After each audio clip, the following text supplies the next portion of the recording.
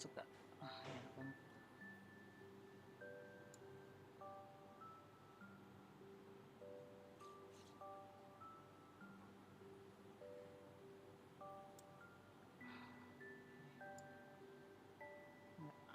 Lo biarin aja lah.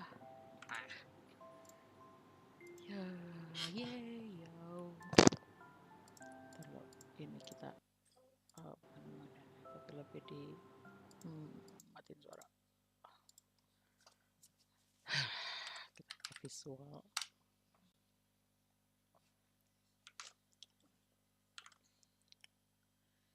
Scrimba. Oke, ini kita folder aja dulu.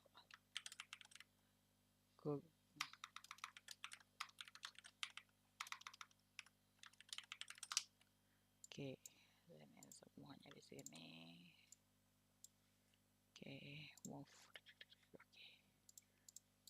Sekarang apa? Business card. Ini order. Business card. Welcome to the second CSS section of this course, where you are going to build a business card for yourself. And it's going to look more or less like this, though you're going to personalize it, make it your own, not only with your own information, but also with a beautiful color palette of your choice and a font that you like. So you are going to level up your design skills as well as your CSS skills, meaning that this is going to be a lot of fun. So let's just get started with it right away.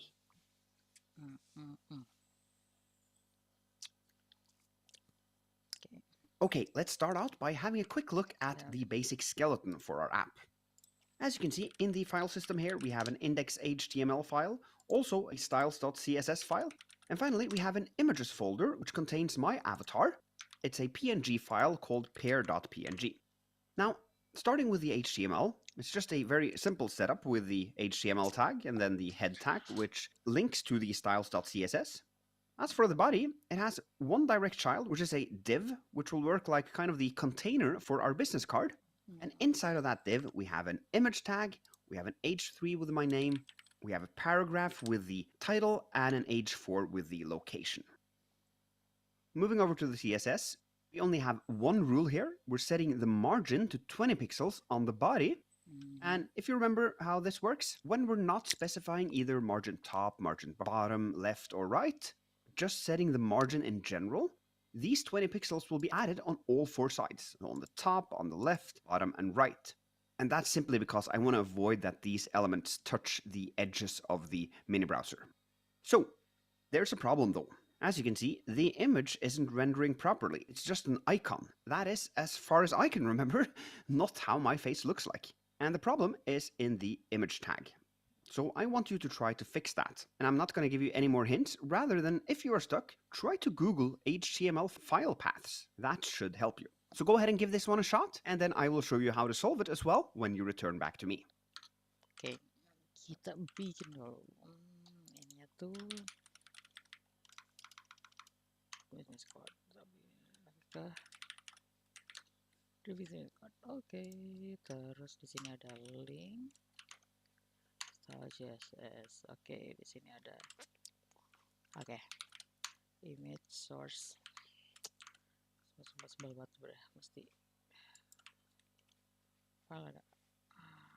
Enggak ada.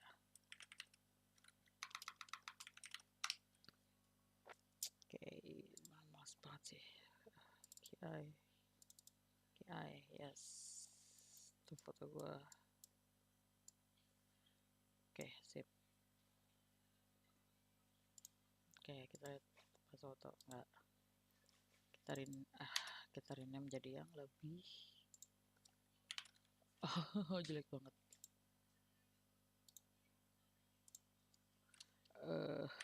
Rifki.jpg. Oke, kita akan Rifki.jpg. Oke. Terus apa tadi? H3.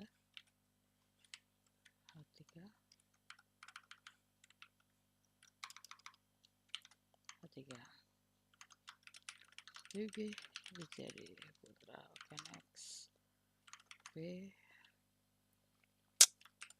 Linux engineer,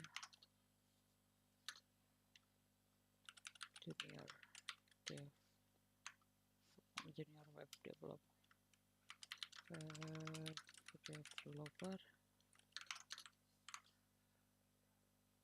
ya kayak gitu lah. Virtualization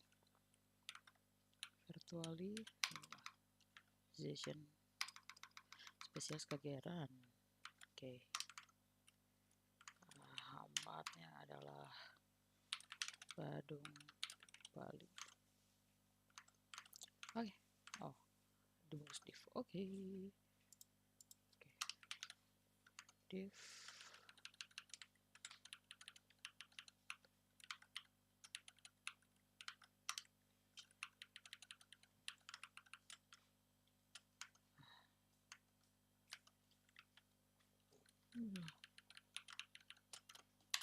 Nah, ini kan. Enggak. Kemana ya? Karena dia ada di folder image. That's it. Image. That's it. Oke, nah, gini enak. Widthnya 200 px. Biar enak dilihat. Tadi apa dia bilang? Cuma ada CSS-nya ada div. Oh, body dong. Body margin 20 px. Oke.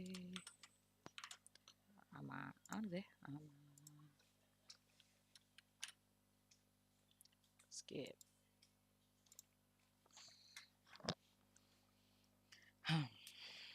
Okay, let's do this. Let's take this string right here and paste it into Google. There you can see that the top result is a W3 Schools article. Let's head into that one. Here you can see file path examples. Let's zoom in on this one. And if we have image source equals picture.jpg, which would be the same as we have here, although our image is called pair.png, that means that the file is located in the same folder as the current page. Well, is that the case now? Looking at our current page, index.html, you can see that the image is not located in the same folder as the index.html, because the image lives inside of the images folder. So what we then might need is something like this, where we do images slash and then the picture name. Here it means that the picture is located in the images folder in the current folder. And that looks correct. The images folder is in the same folder as index.html, and the headshot of me is located inside of that images folder. That means that we can try to do images like that, slash, run the code. Oh, there we go. We have my avatar imported and are ready to move on to the next scrim. I'll see you there.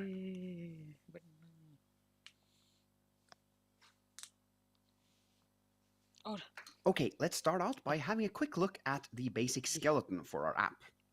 As you can see in the file system.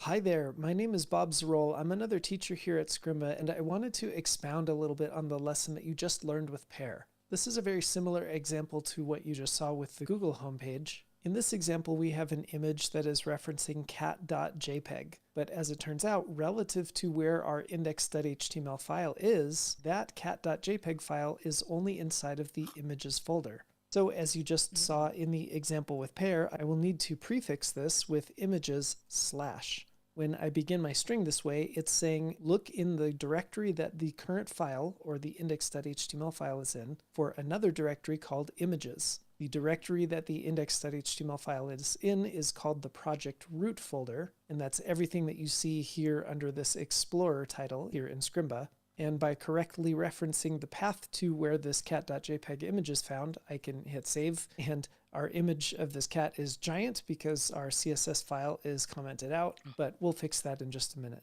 Okay, so this is simple enough to understand, but there are some other points of syntax that I think are really helpful to know. First of all, and probably the easiest one to understand, is that if you prefix the path with a ./, it's a way to tell in your code that you are going to be starting from the current directory. That's exactly what we're doing here already, so adding a ./ does exactly the same thing. As far as I know, there's functionally no difference. Now, on its face, it might seem like it's just extraneous information. However, personally, I do prefer to include the / at the beginning. I think it's a little bit more explicit and kind of a visual reminder that I'm referencing a local file inside of my project. But that's going to change from one person to the next and one team to the next. So I mostly wanted to include it here so that when you saw it, it wasn't confusing.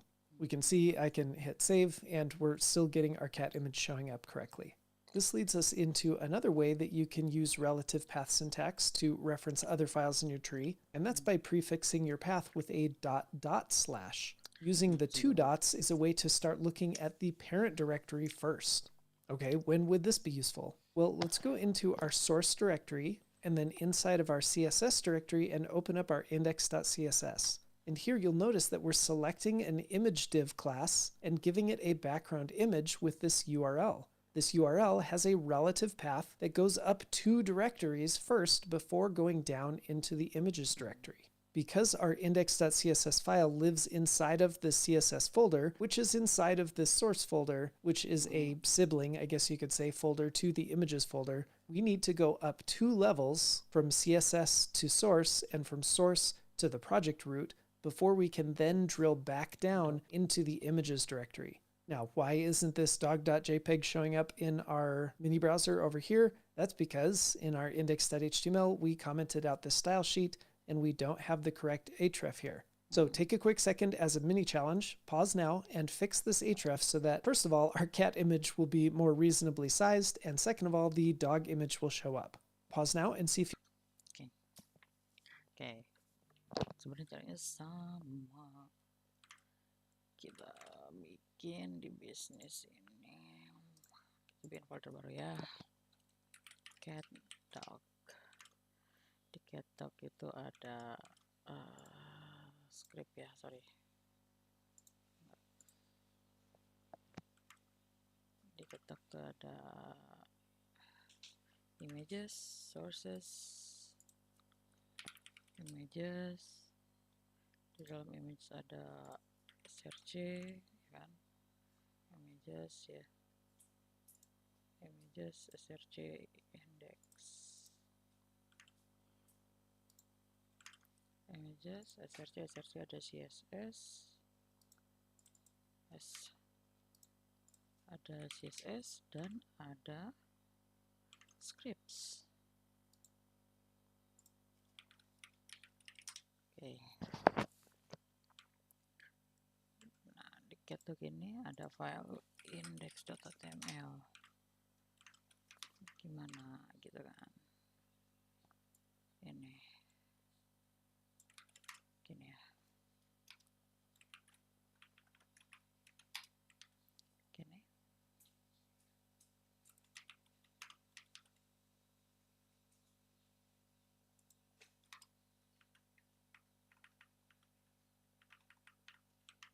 Ini kan hub link rel starship. CSS-nya ada di sini. CSS-nya di sini ada file namanya style.css sub, ya kan, sub. Nah, oke. Pertanyaannya adalah di indeks itu ring rel gini, hub link. Nah, arif kutip 2 tanda-tandanya ini kan. Gimana caranya manggil? Cara manggil adalah di mundur dulu sekali,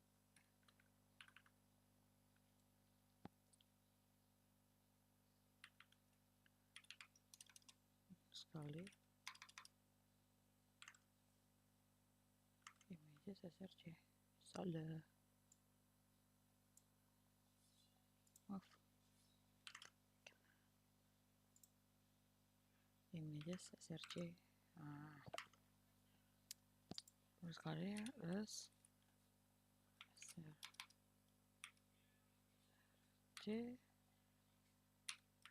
style css kan, style src css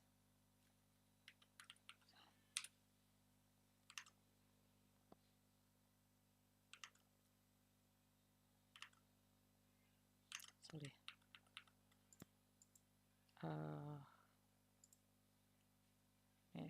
Oh ini tuh enggak. Kan ini kan kayak style CSS tuh ada doc JPG, di image juga ada doc JPG. Cat JPG, doc JPG. Oke. Gue harus cek dulu. Bentar. Cat.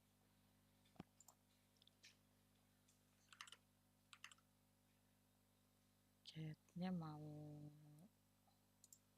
ini. Save image. Vector cat.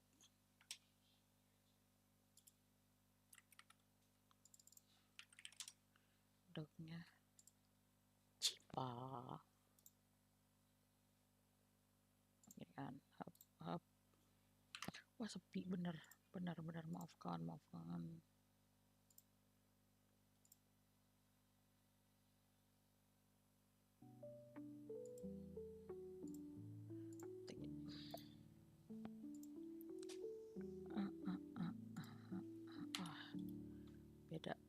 Beda format chip.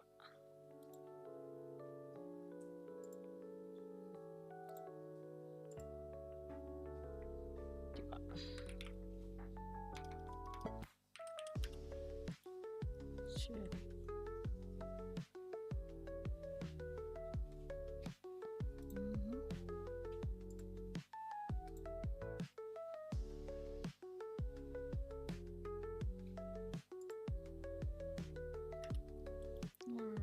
Sedap JPG.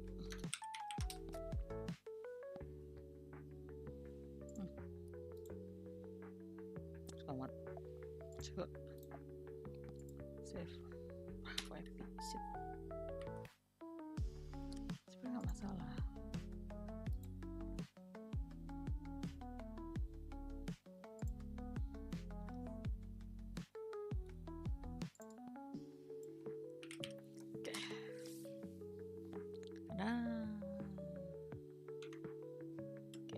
Kita akan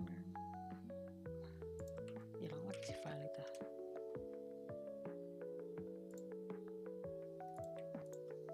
Ini kita masukin ke images sub. Ya, CSS tek. Nah, terus indeks ini gimana caranya manggil si style CSS-nya? Style CSS-nya itu ada di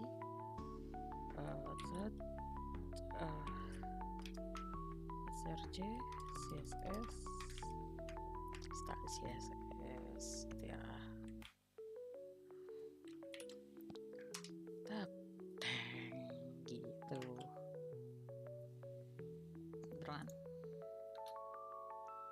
If you can get that to work. Skip.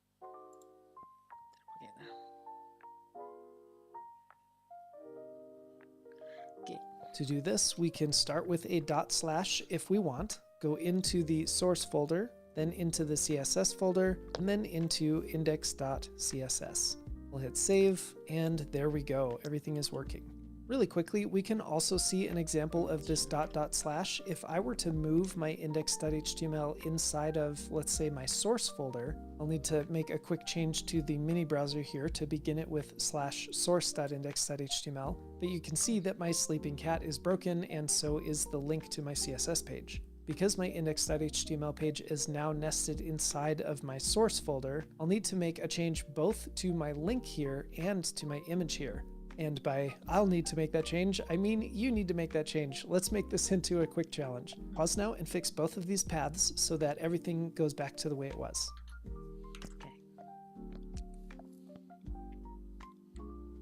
Gimana kalau bagian kan ada di dalam SRC. Oke.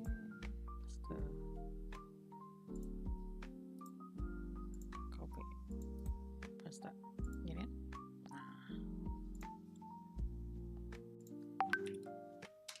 Oh, wait.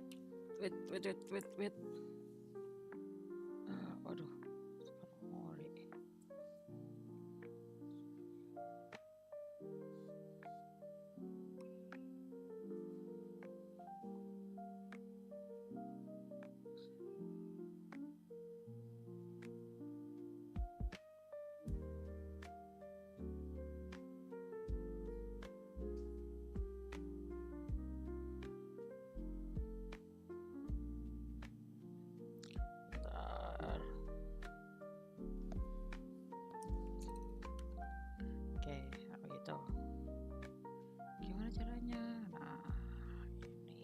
G itu ada di 1, ini di ini. Nah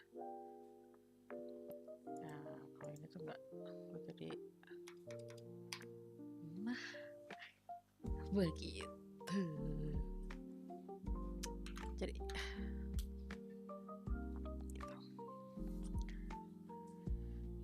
Kalau dipindah tinggal di main titik dan titik 2. Okay, well, relative to the index page, which is now inside of the source directory, I no longer need to reference /source. Instead, I can just simply go into the CSS directory because the current directory is the source directory. With our cat image, I need to go up a directory first in order to get to the project root, where I can then drill down into the images directory. So I'll hit save, and sure enough, everything's working the way it was. Yay. Not feeling great about putting the index page inside of my source directory, so I'm going to move that out. I'm going to change these back and fix my mini browser so that it's not looking at the source anymore. Okay, perfect. The last syntax that I'll talk about is just using a slash at the beginning. Having a slash as the very first character of your relative path is a way to start directly from the project's root directory. For example, if I didn't want to do this whole thing where I'm going up 2 directories before then going down to my images directory, it's a little bit more concise for me to begin this with a slash that says just start at the top root directory of this project rather than worrying about going up so many levels and then back down so many levels. So that's what the slash at the beginning of your path does. Now, I have one more challenge for you, and that's to fix our script source. We haven't talked too much about JavaScript, so don't be too concerned about anything dealing with JavaScript. All we need to do is make sure that the source to the JavaScript file is correct, and when it is correct, you should see a message pop up in the console. That's all I'm going to say about that for now. I want you to figure out the rest. So pause here and fix the source for our... Okay.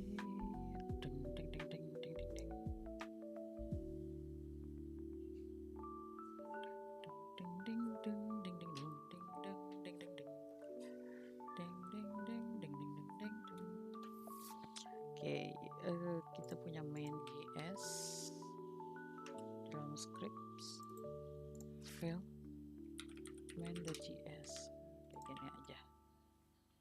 Terus ini gimana caranya? Gimana caranya ya? Nah, dia ada di sebenarnya ketahuan. Shit. Slash getdoc src script main.js kayak gitu.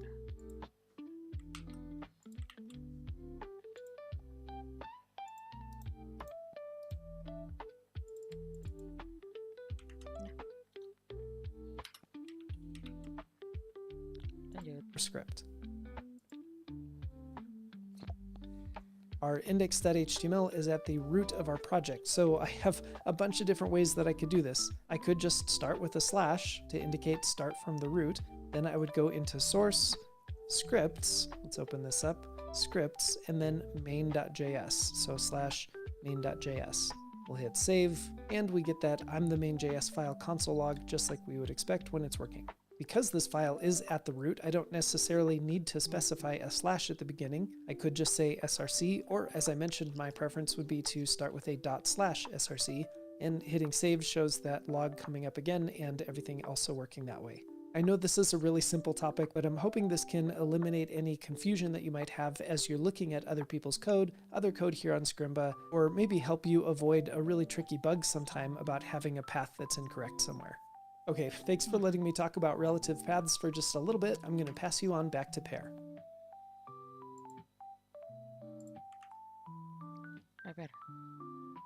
Okay, now we're going to do a little bit of housekeeping here, because this image element actually has a serious flaw, because it lacks an important ingredient that all image tags should have, which is called the alt text, or the alternative text.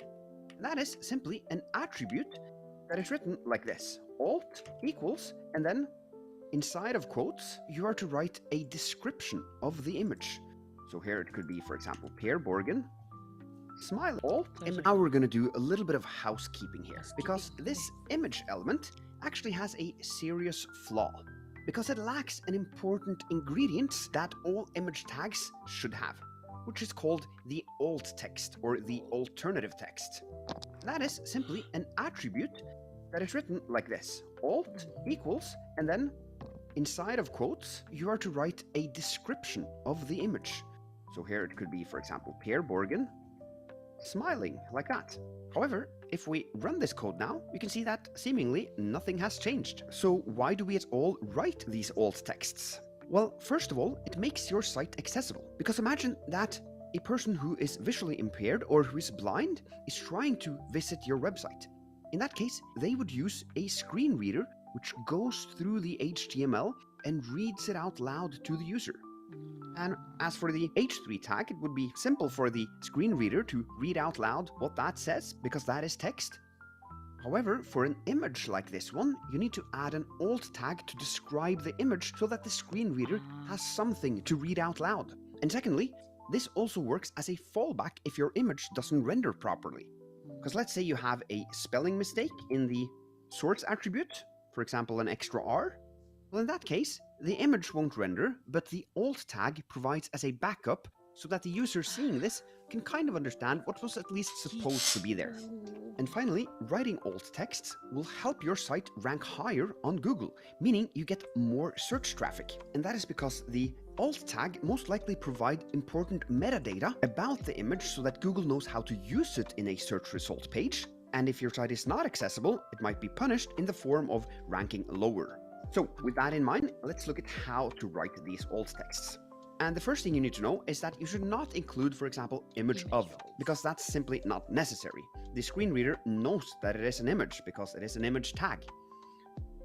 Secondly, it should be concise, meaning less than 125 characters, because a lot of screen readers will cut off after this limit has been reached. And finally, a trick you should use in order to come up with a good alt text is imagine that you are describing this image to a person over the phone. So let's try to do that with an example.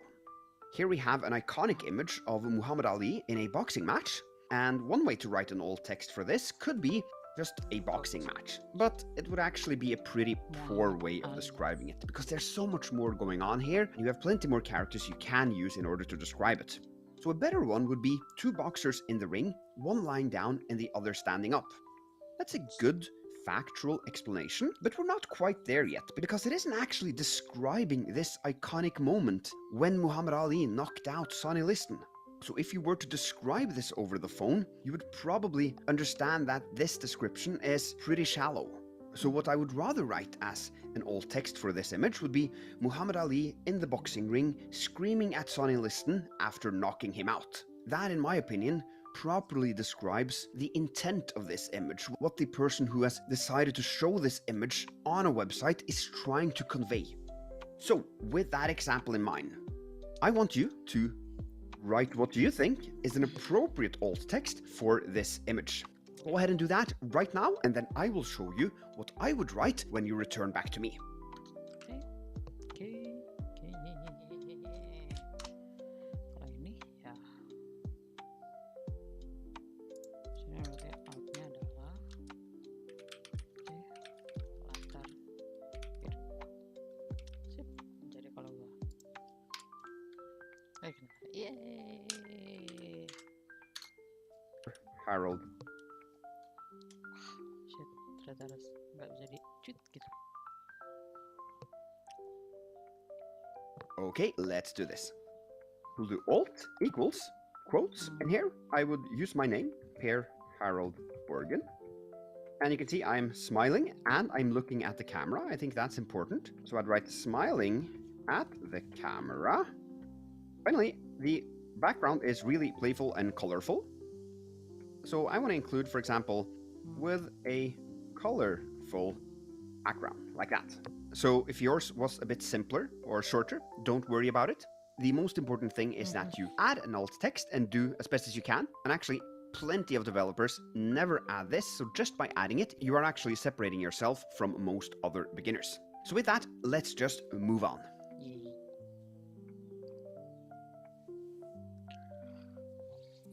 The next thing we're going to do is shrink this image to a suitable size for our business card, because as it is now, it is far too big. So I want you to head over to the styles.css and solve this challenge. You are to set the width of the image to 150 pixels.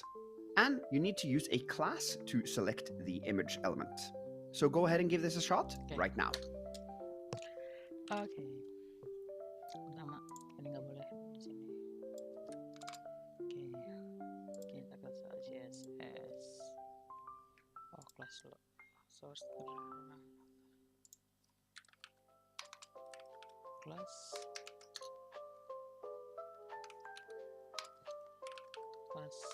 foto. Ya.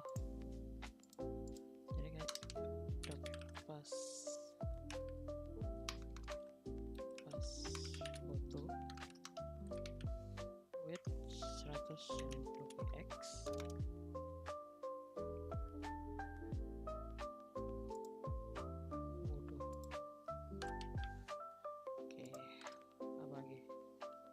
Oh ya, udah gitu dong. Gitu dulu kan.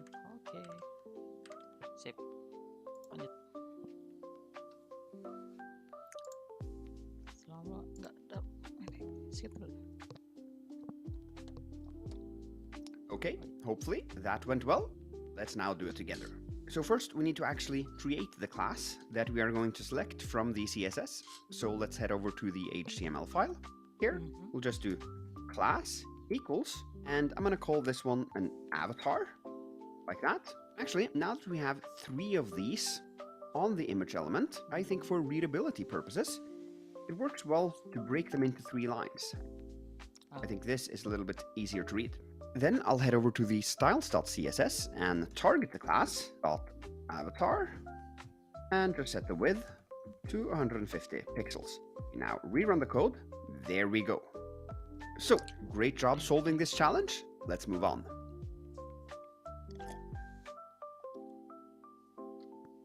Okay, now you're soon going to start building the layout of this card. However, right now, the card kind of blends into the background. There's no separation between the card and the background.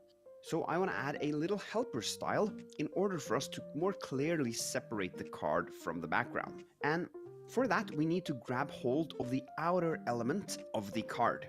And can you take a guess? What kind of HTML element do you think should wrap the entire card? Div. If you guessed a div, that is correct.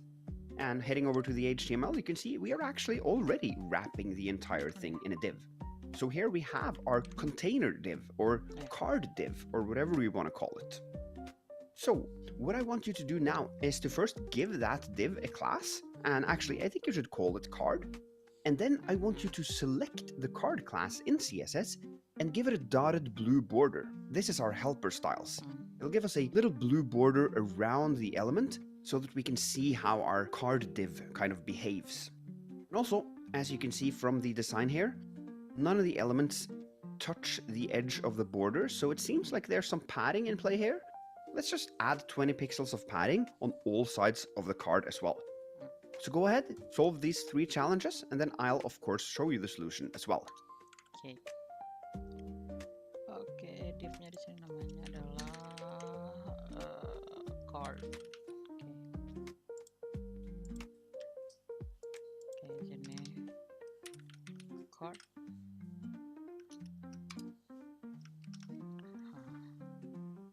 Apa tadi?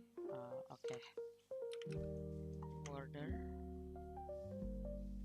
0 dotted sky blue, padding 20x,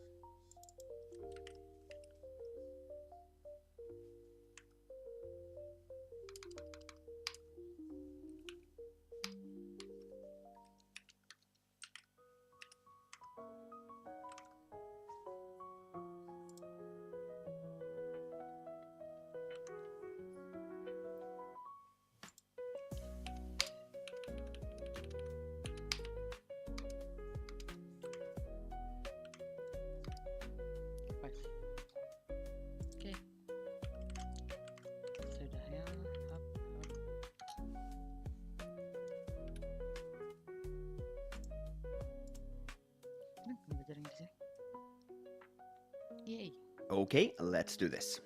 So first we need to give the card div a class. I'll head over here and do class equals card. I'll run this code so that we have this class in the DOM. The next step is to select the class by doing card.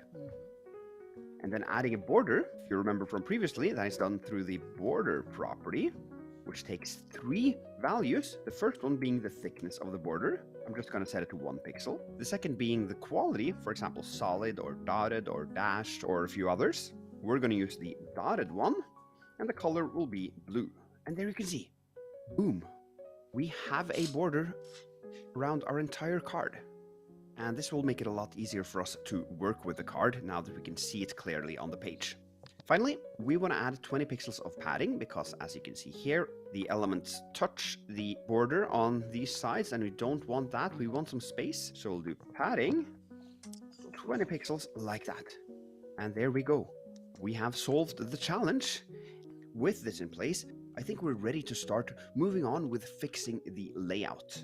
And as you can see on the finished design here, there's a big difference between this one and our current one.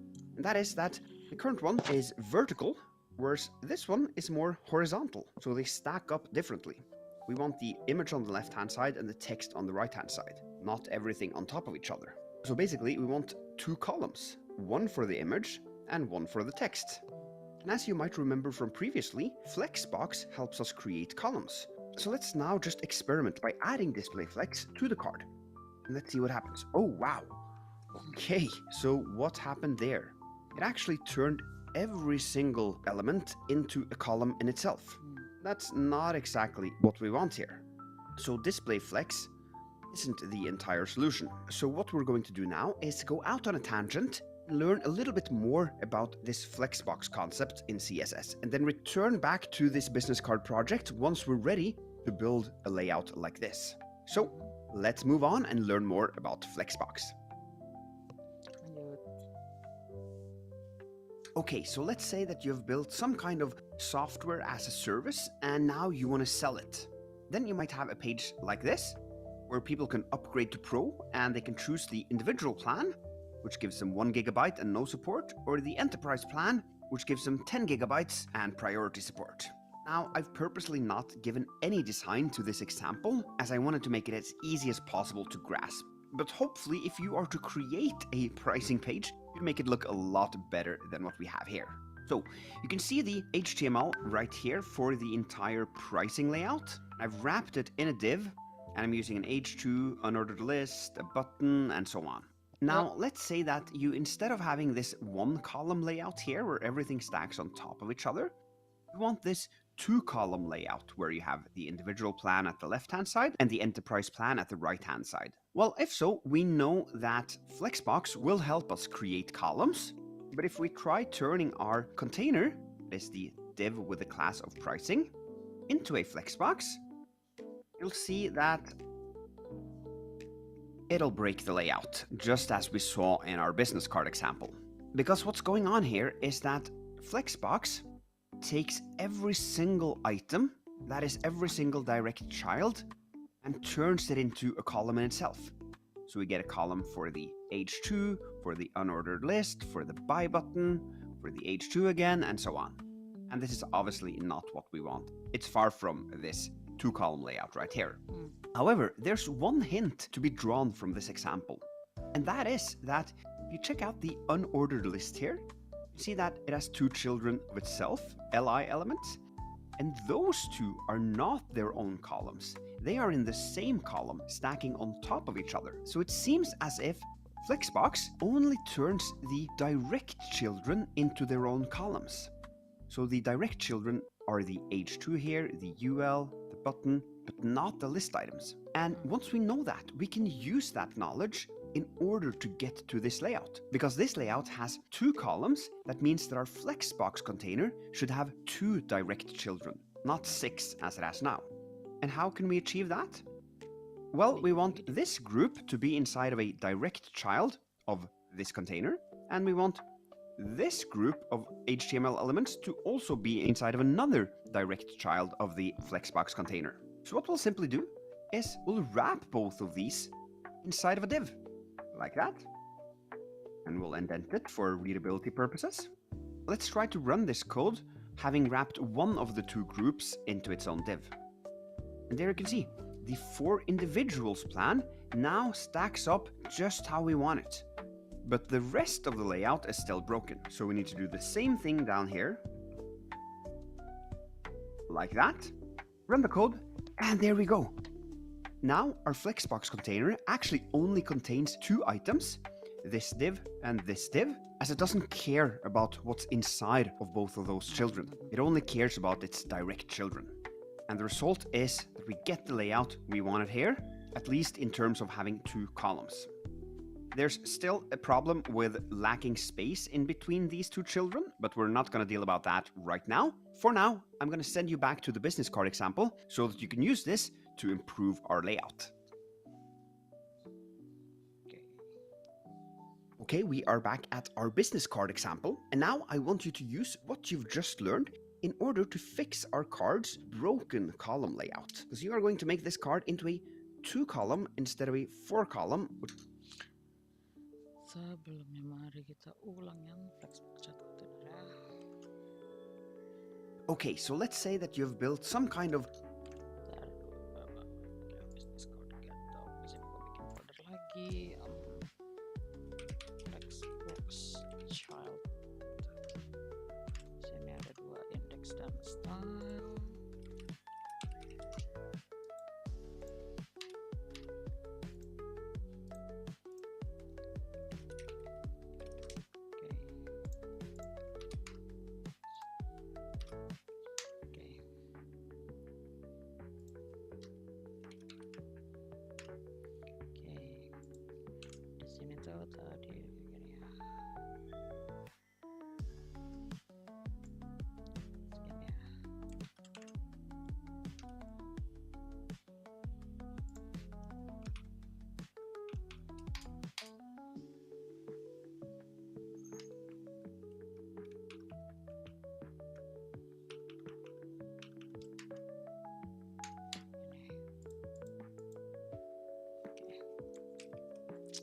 Segini ya. Kalau ya kayak gini stylenya tuh gimana, ada tracing,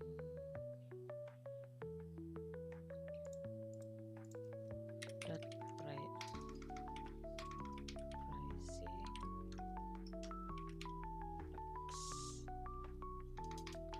display flex.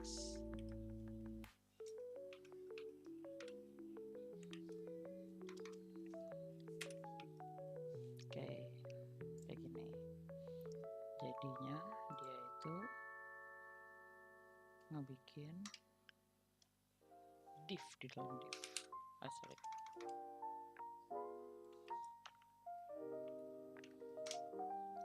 Ini lagi div.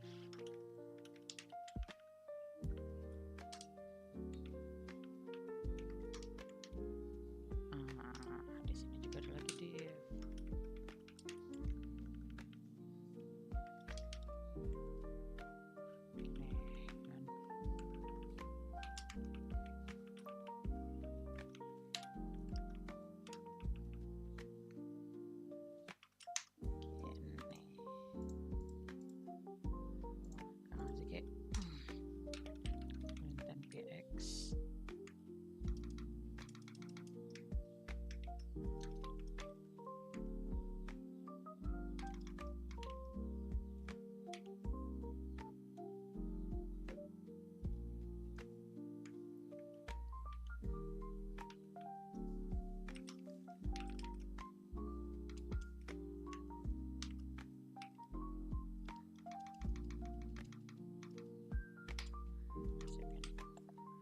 Cukup sini.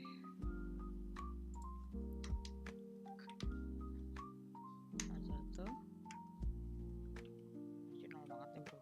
Kalau 10 X. Sama. Oke. Ya, oke nih. Lanjut. Okay, we are back at our business card example, and now I want you to use what you've just learned in order to fix our card's broken column layout. Because you are going to make this card into a 2-column instead of a 4-column, which it is now. So it has the image, name, title, and location at 4 different columns. But instead, we want 2 columns, one for the image and another one for the text elements. So this challenge is solved in the HTML. As you know, we already have a display flex on the card, and the only thing you need to do is one change inside of our flexbox. So hopefully you're able to do that. Go give it a shot, and then I will show you the solution as well. Oke. Oke, ini kayak begini, berarti semuanya di HTML. Div class card. Oke. Div.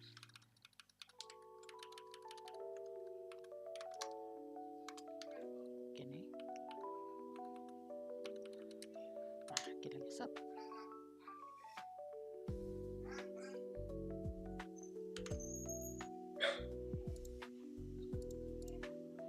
Yay. Nah, langsung Okay, hopefully that went well. Let's do it together. So the problem is that Flexbox treats each of these elements as a single child, and thus each of them get its own column. However, we only want 2 columns, so we want these 3 to be governed by one flex child. So we need to wrap them inside of a div as well. We'll do it like this, open the div, and then close the div down here, and we'll indent these so that we get some better readability. Now you can see the Flexbox only has 2 direct children, this one and this one. That means that we should get 2 columns in our layout. And yes, we do. Brilliant. kan nggak perlu ya, nggak perlu ada ini.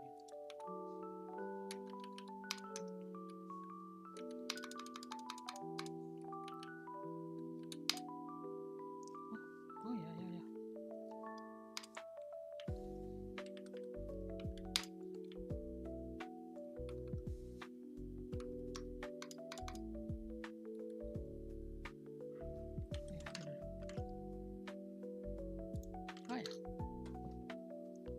Of course, there's still a long way from this design to this design, but we are making great progress here, so let's just keep up the pace and move on to the next scrim. Berarti next itu divnya yang bawakan ada kelasnya. Okay, I think, looking at this example now, I gotta admit that I'm pretty pleased with this border 1 pixel dotted blue here. I think it serves a very nice purpose, which is to highlight for us how our card is being laid out on the page. So wouldn't it be nice if we could use that exact technique on other elements on the page as well? For example, the children of the Flexbox container, that is, this image right here and the div tag. That would have been really neat. And we can do that by, for example, just copying this one and adding it, for example, to the avatar. See there, the avatar has got that blue border as well. However, wouldn't it be neat if we, in our HTML, could just quickly apply a class to any element? For example, this one, and it would get the same thing as well. So basically, the argument I'm making is that we should create a dedicated class for this blue border. And what that is a utility class, aka a class that only sets a single CSS property. So let me show you how this would work. Let's say that we, for example, want a class to make our text italic. Then we'll simply do class equals italic like that. If we run this code, nothing has happened because the class hasn't been created yet. But here we can create the italic class and do font style italic like that. And now you can see the name is in italic. Now if we want to reuse this, we can just do class italic here as well. Run the code, and the location is also italic. And if we want the entire card italic, we can even add the class here up on the container element itself. Run the code, and now this has been inherited down to all of these elements. And if you're a bit confused about what I'm doing here, it is simply adding 2 CSS classes to a single element. Do that simply by adding a space in between the 2 classes. Okay, let's get rid of these, like that. And delete this one as well. Now what I want you to do is create a utility class for the dotted blue border. This is the styling we have here. And then give the class to both Flexbox children in the HTML. That is the Flexbox items you can see here and here. And also, I think you should give the same class to the card as well, so that you can remove this line 10 here. So go ahead and give this one a shot, and then I will show you how to do it afterwards. Create utility class for dot blue border. Give the class to both Flexbox children in HTML.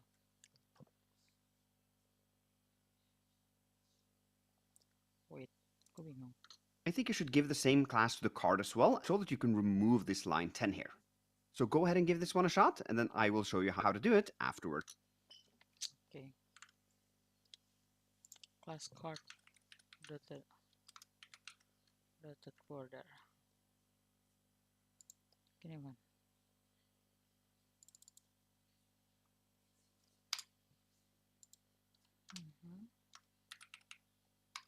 Dotted border.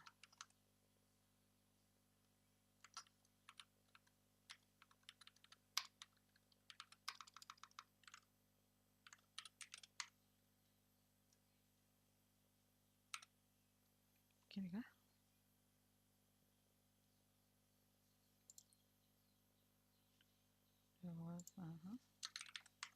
Class card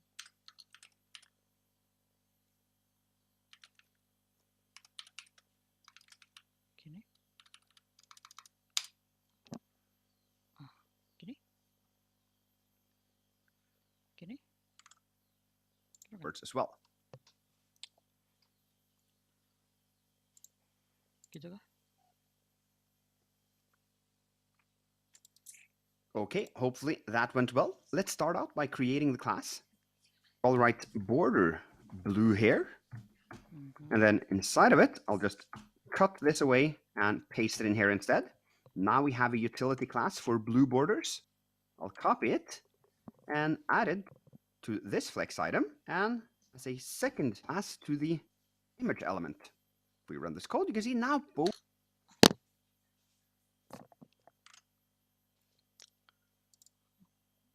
Gitu. Oh iya. Oh iya benar.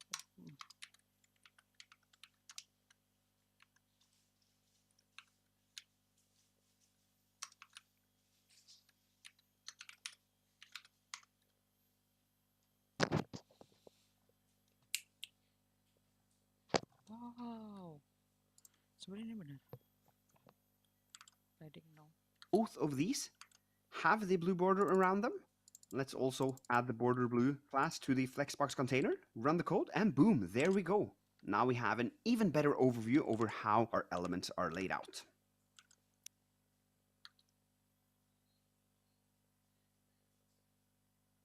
Okay, with these blue borders around the Flexbox children, it's pretty easy to see that our layout is pretty far from how we want it to be. Because here you can see in the card that there's some space in between the two elements, whereas in our example, there. 1px dotted blue. Kenapa dia ada dua? Indeksnya dia apa? Card border blue. Oh ya. Iya berapa? Iya benar. See.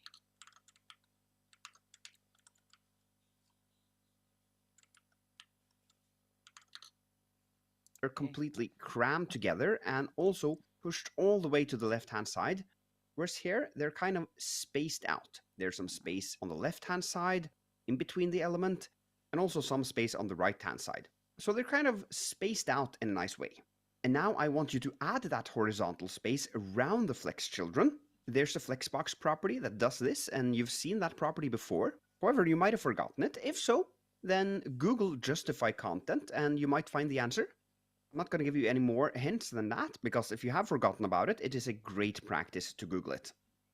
Then, once you figure out the answer, go ahead and add the horizontal space so that our example becomes a little bit more like this layout. And just so you know, you only need to add one property for this, not multiple. So, give it your best shot, and then I will show you the solution afterwards. Oke, intinya di sini adalah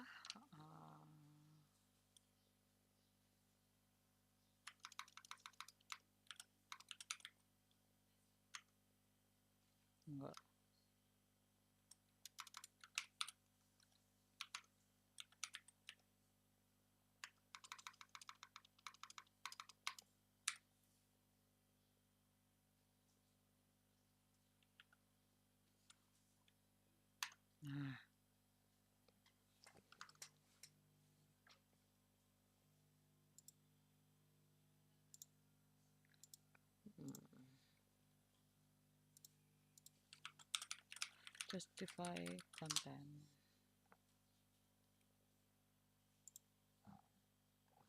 Okay, div flex justify content center.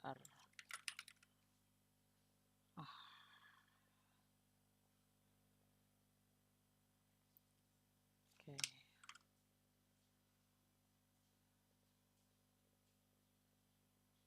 Okay. Start down-nya. Tujuannya kita itu kan mau kayak gini. Bener-bener sih.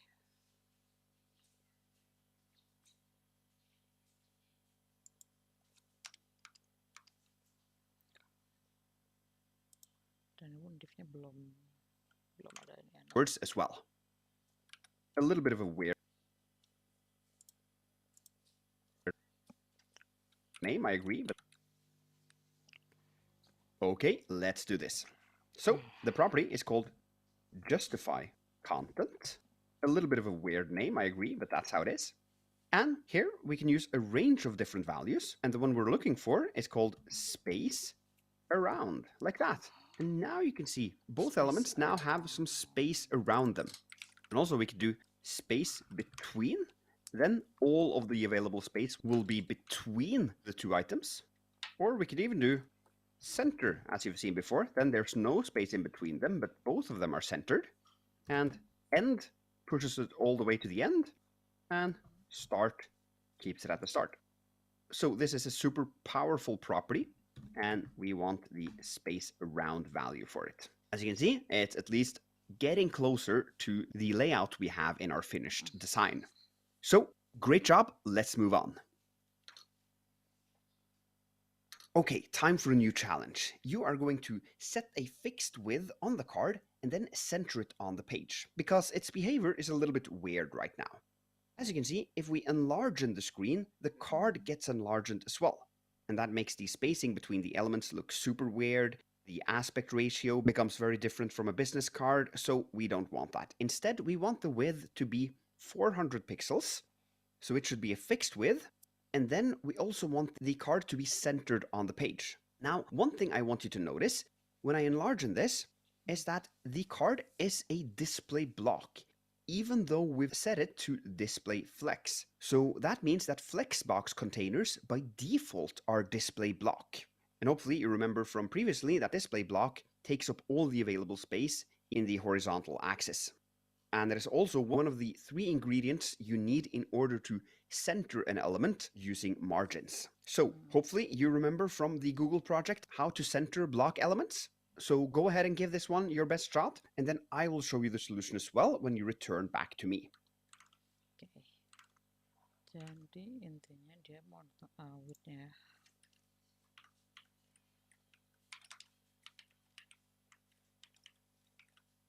Flashbacks.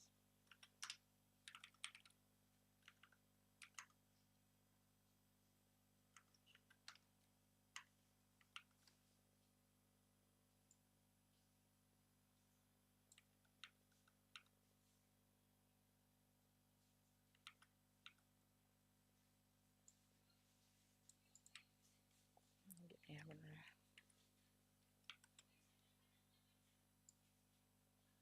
Kemudian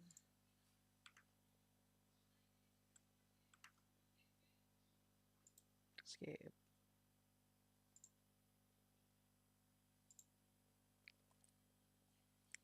Okay, let's do this.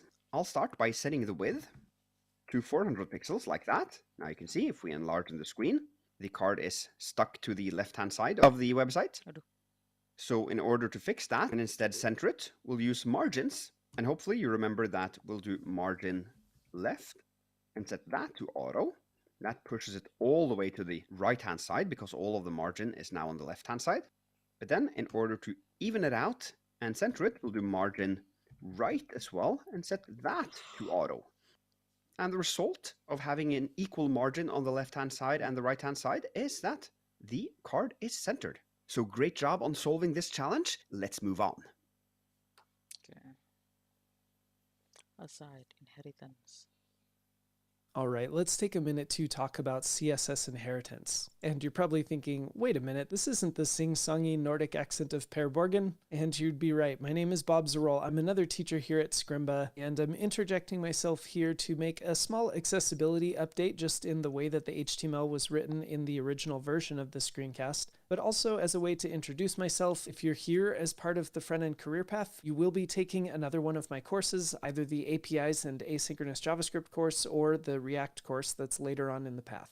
Okay, back to the topic at hand. Let's learn about inheritance and why it's important to learn about inheritance in the first place. First of all, it will help you write, you could say, drier code. Dry stands for don't repeat yourself. In other words, you can take advantage of this concept of CSS inheritance so that you don't have to keep writing the same CSS code over and over, but instead can define it in one place and have that change cascade throughout the rest of your CSS. Inheritance is also something that can help you avoid bugs in your code and generally be more efficient. To demonstrate this, we've pulled in an article from Wikipedia here about the dancing plague of 1518. This is a really strange phenomenon that happened in Kita pause dulu, sorry. Kita coba dulu ini sama inheritance. New folder, inheritance, file, ML, new file, source CSS.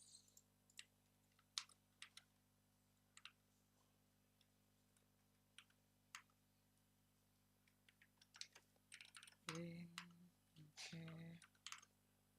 objek, oh ini set.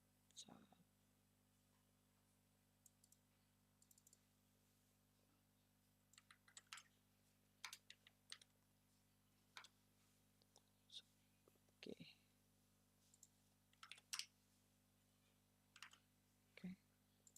Modern day France, where somewhere between 50 and up to 400 people inexplicably took to the streets and started dancing, as it would appear, against their will. It's a fascinating story. Feel free to read through the events. There's even an illustration here. I have no idea what could cause this, but there's some pretty good theories here that include food poisoning and so forth. So feel free to look through this article. But that's just for fun. Let's not go too far down this rabbit hole. Instead, let's talk about inheritance in the context of this article.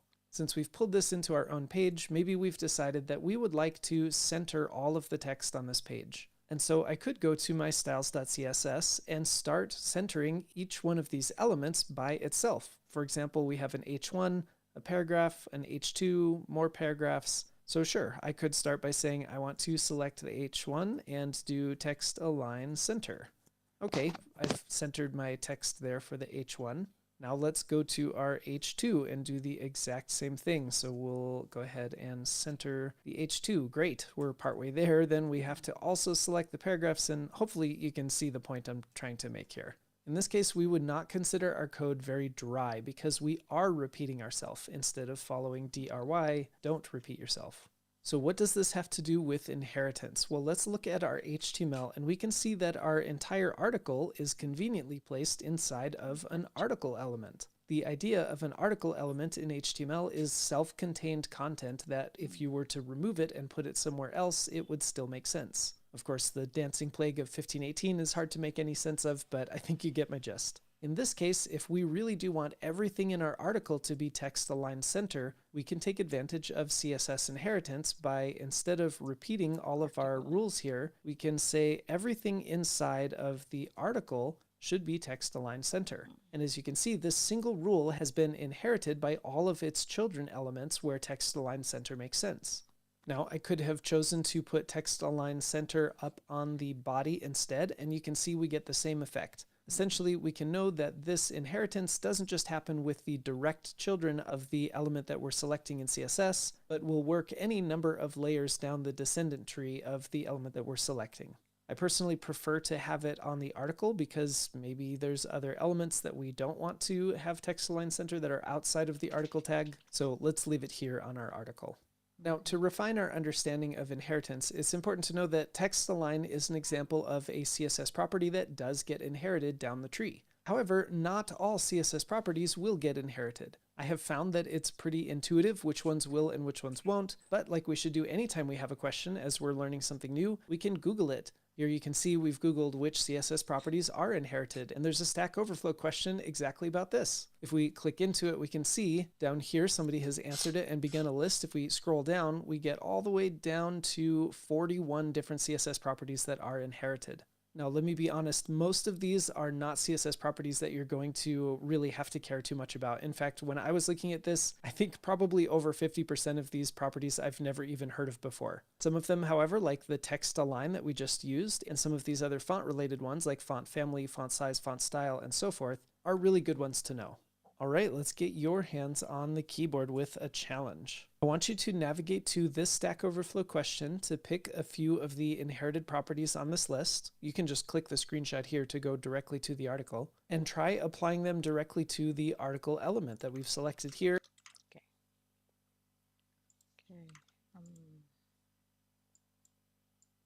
Gini hasilnya kan gini. So the article text align center, nice. Font family ada vertical sans. Itu ya, jelek gitu ya. Dancing log image service save. Ulang lagi.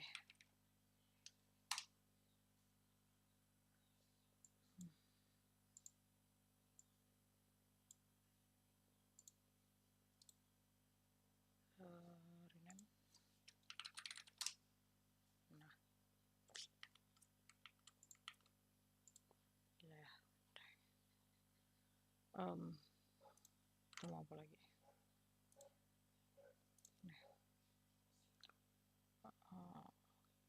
Caption saya enggak.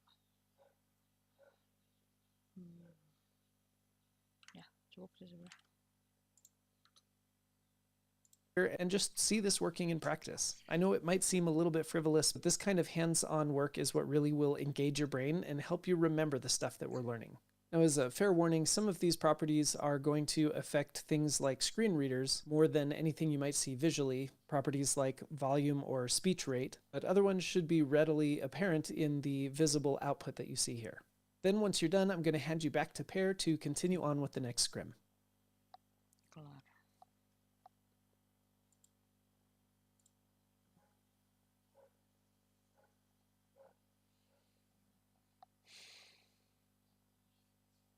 Okay, now it's time for a challenge in the business card project, because you are going to center the text inside of the paragraph and the H4 elements. And that is the paragraph right here, which says front-end developer, and the H4 right here. Because as you can see, both of those elements are now crammed all the way to the left-hand side, whereas in our finished design, they are aligned at the center of this flex children, directly underneath the name Per Harold Borgen. And if you're wondering why we're not caring about centering this one, it's because it takes up the full width of the container. So you can't center or left or right align it because it takes up the full width anyway. It is the element that actually decides how wide this container should be. So you will only see the paragraph and the H4 change when you fix this. And the way you should do it is by only adding one property and then have inheritance take care of applying that property to both elements. So you're only going to write one line of code. And I'm not going to tell you where you should add that line of code. You have to figure that out on your own. And I'm also not going to tell you what the property is called or the value you'll give it. But you have seen it before. So hopefully it's not that foreign to you. So jump into the code and try to solve this challenge now. Then of course, revert back to me when you want to see my solution. Okay. Nextnya di sini up. Oke, ini kan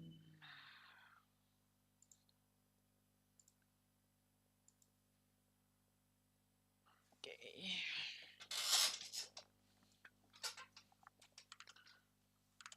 Soalnya di sini sih.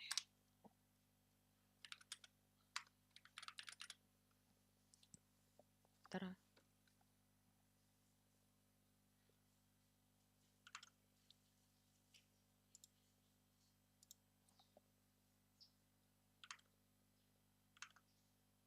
Okay, hopefully that went well. Kenapa beda? Border blue. Dia border blue.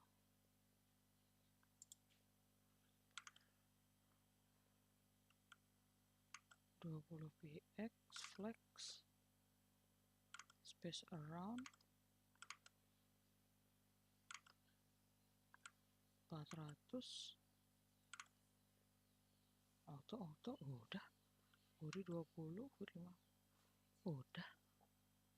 Tapi kenapa gue di dot border gue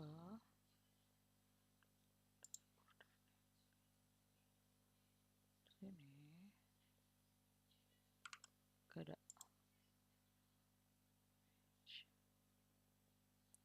card border blue benar img class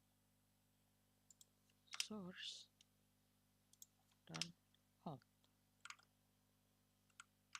death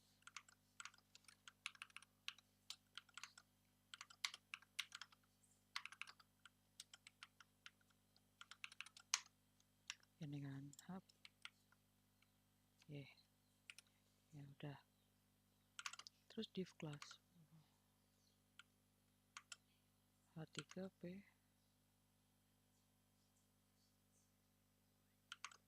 div mau di html benar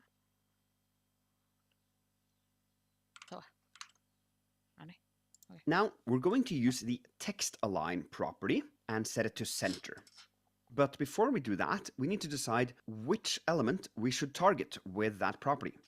Should we add it to the entire body, for example? If so, it'll inherit down from the body into the card and then into our flex children right here, and then finally to these elements as well. That works perfectly fine. We can actually try it. Text align, center, and boom. These two are now centered. However, imagine that this card is a part of a bigger website. If so, we've now centered all text inside of the body, which is where all of the HTML, both now and in the future, will live. So this might have second-order consequences. Perhaps we want to have a nav bar with a title that isn't text-aligned center, but rather text-aligned right or left. So actually, I think it's better to scope this to, for example, our card. We at least know now that all of the text we currently have in our card should be aligned to the center. So let's do that instead. Let's just remove it from the body and paste it in here. And now we're not causing any unwanted second-order effects outside of the card. So this is, in my opinion, a better solution. But if you added it to the body, that is a perfectly valid solution as well. So don't feel that you did a mistake. In coding, there's always plenty of ways to solve things, and there's rarely one right answer. There's just consequences for whatever choice you make. So really good job doing this. Let's move on.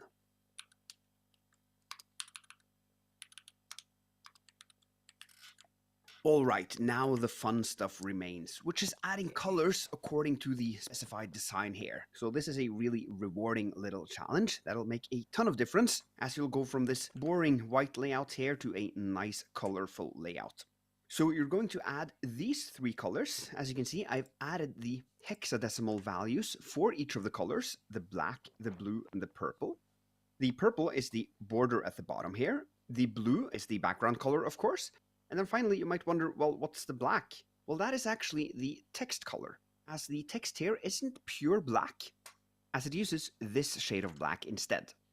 Now, you might wonder, well, how do I create this border at the bottom here? I've only learned how to create borders around an entire element previously. Well, the way to solve any problem when coding is to Google it. So let's just write border bottom CSS in Google. And there you can see a W3 Schools article. Click in on it, and here it has some code examples which we can zoom in on.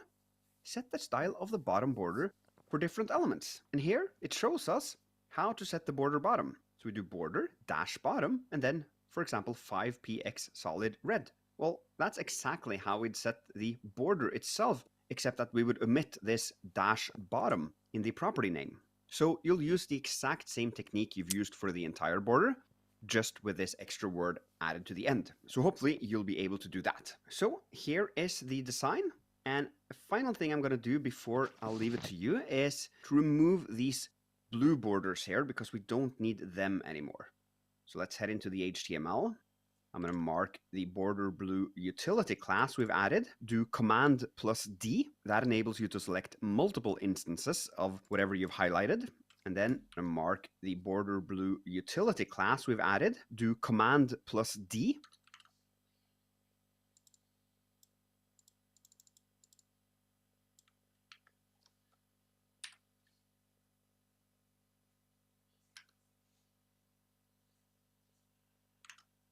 That enables you to select multiple instances of whatever you've highlighted. And then, boom, I'm going to remove it like that. And then also, we don't need any class in the div for this flex children anymore. In the code, our borders are gone. I'll leave this for now, in case you want to add it back again. But now, it's your turn. Go ahead and try to solve this challenge. And then, of course, I will show you the solution when you return back to me. Okay. Apa tadi? Shit, nggak kelihatan. Oke. Di card ini adalah bluenya tuh ini. Pick color-nya itu ini. Purple-nya tuh ini.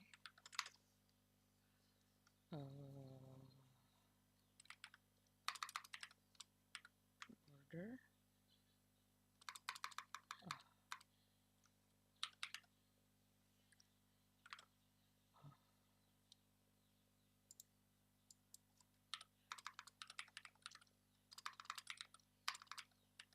Bottom border CSS border bottom 5px solid. Nah, gimana? 10 berapa? 25. Segini. Text color black. Nah, gini. Hop.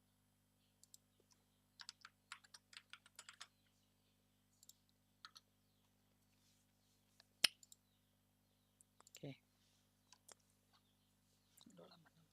Okay, hopefully that went well. Let's now do it together. I'm going to start with the blue background, as that'll make the biggest difference. So I'll do background and copy this hex value like that. Very good. Then I'll do the text color, that is color, and copy the one right here. Yes, not as visible as the previous change, but something surely happened. We're now using that shade of black for the text. And finally, the purple border bottom will be added by doing border dash bottom. And then let's try 2 pixels, and we want to use solid, then the purple color. Okay, we can see a thin border at the bottom. Let's have a look at the design. It looks like it is definitely thicker here, so let's crank it up a little bit. For example, 6 pixels. Yes, that looks pretty good to me, actually. So, really good job reaching this far. You are very close to the end right now. So let's just keep up this great pace and finish up this project over the next few scrims. Yay. Okay, now I want to talk a little bit about fonts, because fonts are actually really important. Let's say that you, for example, have created a computer specialists company called Click Lovers. Well, you might want to think about which font you choose in that case. Or if you're the owner of the Megaflix shop, you should also think carefully about which font you choose. Finally, if you are the head of the Wig and Pen Association, make sure that your font spaces out words correctly. Now, these are of course extreme cases, and they're all on prints. You'll rarely see cases as bad as this on the web, but fonts really matter online as well. Let's take Wikipedia, for example. Here is a random article about people who have died from laughter. As you can see, Wikipedia has this very serious, nice font, but if we change that to something like Comic Sans, you can see the text gives a whole different type of association. It went from being very serious like this to being more like a comic book. So when you are building projects, it is important that you choose a font that kind of suits your project. So let's move on to look at how it works technically under the hood. Because when you visit a website, for example, Scrimba.com, you visited via a client. That could be your mobile, tablet, desktop, or whatever. And what happens is that when you type www.scrimba.com into the URL bar, it sends off a request to Scrimba's server. And then the server says, yeah, okay, you want to visit our website? Yeah, of course. Here you go. And it takes everything you need in order to run Scrimba in the browser. That is the HTML, the CSS, the JavaScript, the assets, which can be images and videos and so forth. And then also the recipe for the font. And then it sends that back to the client. However, for some websites, they won't send you the recipe for the font over the network because they will instead, on their website, use a font that most likely is already pre-installed in your client. And that is also called a web-safe font, meaning that the recipe for rendering that font exists in most clients. Now, of course, there might be some clients that don't have that specific font, but in almost all cases, it's safe to use one of the web-safe fonts without sending the recipe for it over the network. So what are these web-safe fonts? Well, here is an article on V3 Schools where you can see all of the web-safe fonts for HTML and CSS. So when you're using these, you don't have to send the recipe for the font over the network. Now, for our digital business card, we're only going to use web-safe fonts. But later down the line, you'll also learn how to pull in external fonts so that you can go outside of these 10 fonts, as they don't really give you a lot of flexibility. So with that in place, let's look at how you actually use a font in CSS. So in order to set the font, you first target normally the body and then type out font family and then the name of the font. And here you can see we've typed VE, and that triggers VS Code, which is the editor powering Scrimba, to come up with suggestions for you. You can see it doesn't only suggest Verdana, which is the font we want, it also adds a bunch of other fonts after it, all separated by a comma.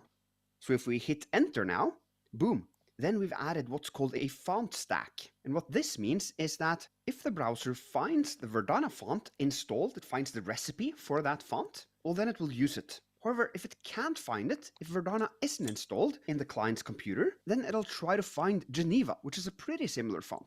If it can't find Geneva, it'll jump on and try Tahoma. And if it can't even find Tahoma, it says, well, give me any sans serif font. And sans serif is a category of fonts. So here it's just saying, give me any font from this category. And there are mainly two categories, sans serif and serif. Here you can see an example of both of them. Serif fonts contain these decorative strokes at the end of the letters. You can see it here, here, here.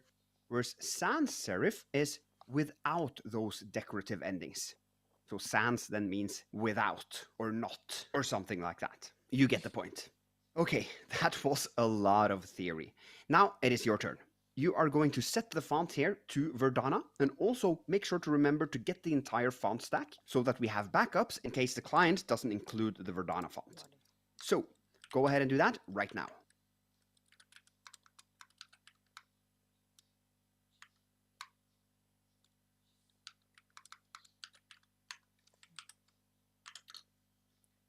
Kita jalan. Headphone family Verdana Geneva Takuma Sensei. Okay, hopefully that went well. What you'd want to do is font family, colon, start typing, and then the editor suggests the entire font stack, though you won't see that now because the Scrimba DOM recorder doesn't record it. However, I can see it, so I'm just going to hit enter, and boom, the editor suggested this entire font stack with me. We have changed the font. Let's verify that by removing it. Boom, yeah, that's different from this. So, really good job. We've actually now completed the design for our business card. However, there's a little issue with our code because this is how noobs write their margins, and I want to teach you how the pros do it. So let's move on to the next scrim where you'll learn exactly that. Yay. Margin paddings are hand. Okay, now it's time to learn about the shorthands for margin and padding. And you've actually been exposed to one of them already, which is that if you have the same value on the margin top, right, bottom, and left, you can reduce those 4 lines into one, margin 10px. Then the browser will take this 10px and apply them to all sides. So these 4 lines are identical to this one down here. Now, the question becomes, what happens when you have 4 different values? For example, 10px, 20px, 30, and 40. Well, if so, you have to do like this. Margin, and then 10px, 20, 30, 40. So the first one is margin top, the second one is right, the third one is bottom, and the fourth one is left. So now you're probably thinking, well, how can I possibly remember this order? And the trick is to think of the clock. It starts at the top, then goes to the right, then goes to the bottom, and then goes to the left. So with that in mind, I want you to improve this code here, which creates the Japanese flag in CSS. Because as you can see, this red circle here, which is a div, has a few styles applied up here, but down here, we've used the non-shorthand way to set the margins.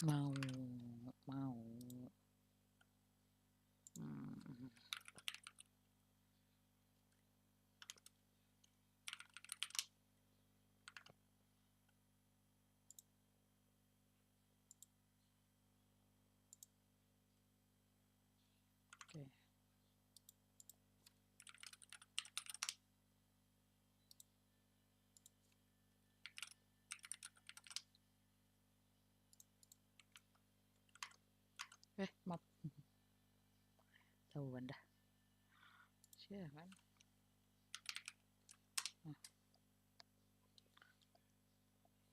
Oke. Oke.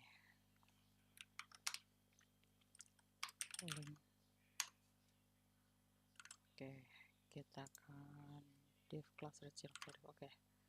Dia cuma gitu doang kok. Div class red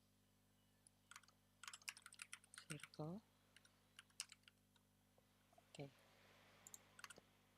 Stylenya adalah dot red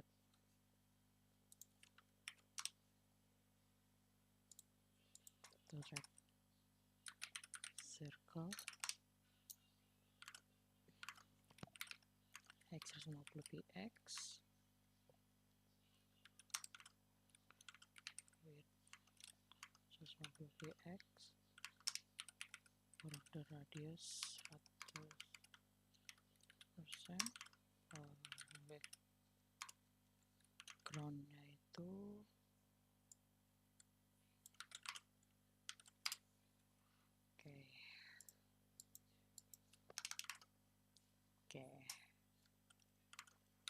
margin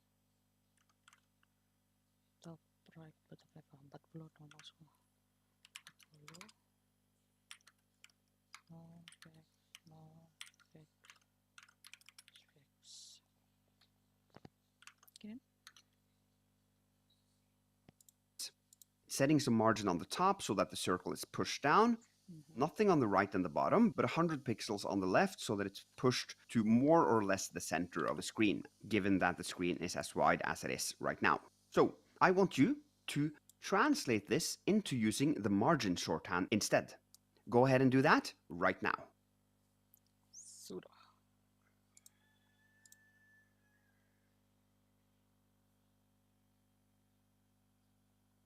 Okay, hopefully that went well. I'm going to actually comment these lines out. Now you can see the red circle is up in the left corner. And then I'm going to do margin, starting at the top, should be 40 pixels. Then the right side, 0 pixels. Then the bottom should also have 0 pixels. And then the left side, which should have 100 pixels. And there we go. We are back at the exact same layout. So great job if you managed to solve this. Now, there's another scenario I want to teach you about as well, which is if we have top and bottom as one value and right and left as another value. If so, you can actually reduce it to margin and then only two values.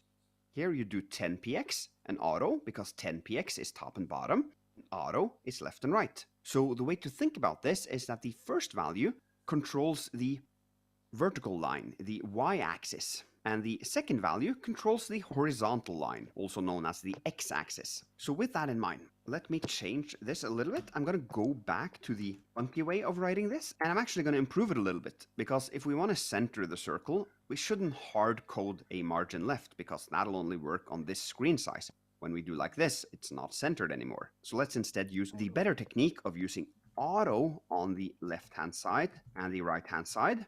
And also, just to make sure that no elements are allowed to appear directly underneath our circle, I want to add 40 pixels to the margin bottom. So now I'll make it a little bit easier for you and separate these two. with this in mind, can you reduce these 4 lines into 2? Go ahead and give that a shot.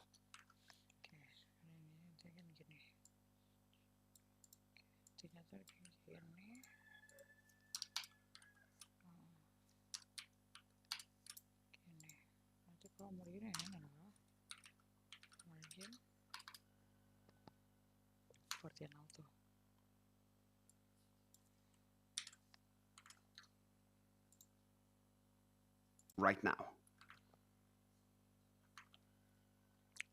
Sip.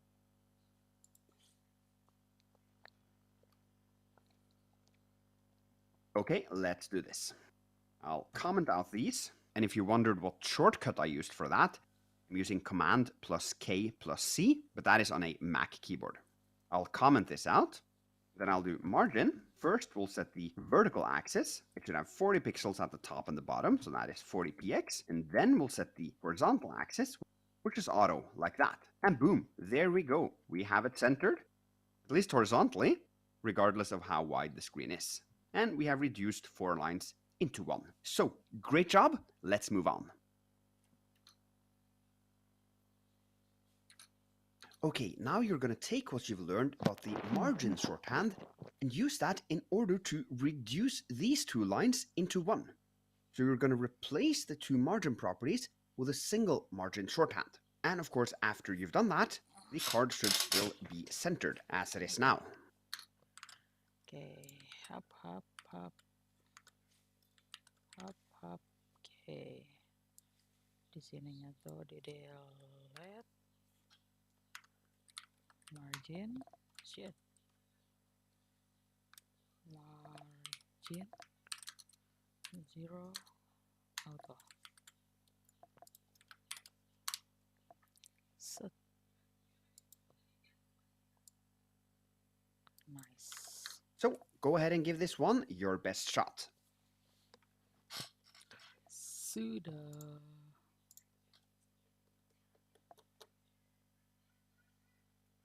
Okay, let's do this. So I'm going to start by removing both of these. Now you can see the card is aligned on the left side. So in order to fix this, we'll do margin. And then the first property we'll set will be the vertical line, meaning margin top and margin bottom, because we're only going to set 2 values. And when we do that, each of the value dictates 2 sides, either top, bottom, or left, right. So we'll set 0 as the first value. That means margin top 0 and margin bottom 0. Then for the second value, which dictates the horizontal margin, meaning left-hand side and right-hand side, we'll set, of course, auto. And there, you can see, now the card is still centered, and we have reduced 2 lines into 1. So great job solving this challenge.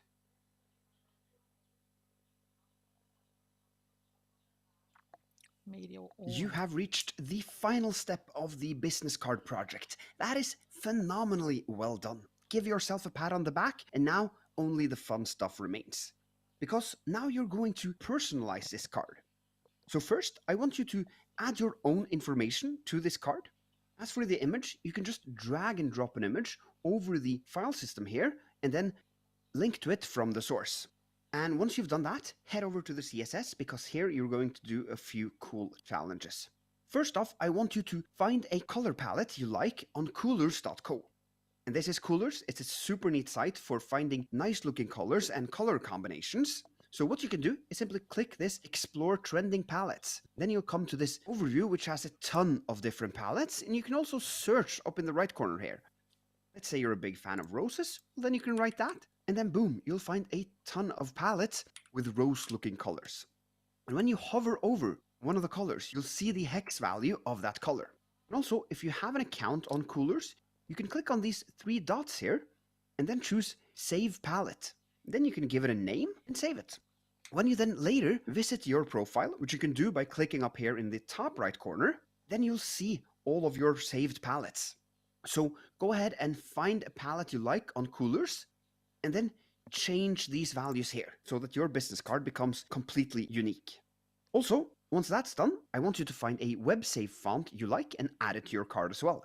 Because you shouldn't use Verdana, you should pick one of the other web save fonts. And if you have to Google a little bit to find the web save fonts, well, that is just important practice as well. And then If you want to go above and beyond, go crazy, I've created some stretch goals for you. Here, I want you to simply find other ways to personalize the design of your business card. For example, you can change the border or borders. You can add a border radius. You can also shuffle the layout, like should the image be here or maybe centered at the top or at the right. Oke, menarik. Menarik. Intinya adalah kita ganti jadi golden twilight ya. Menarik sih. Oke, kita ganti dulu. Background colornya kita mau ganti jadi ini kah? Terus kita ganti di sini. Colorsnya itu mungkin ke sini ya. Nah, dan batu jelek banget.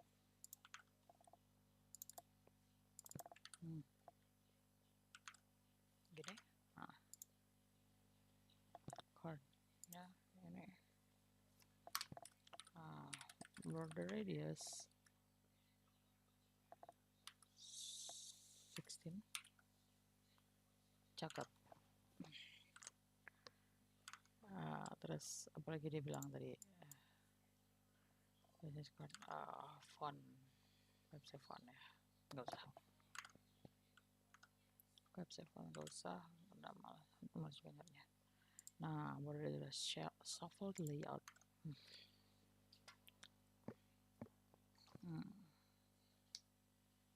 Menarik tapi sama gimana ya?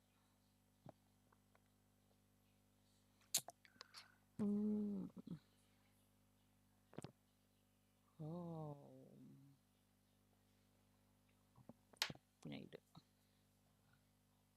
punya ide. Sini, oke. Kontak.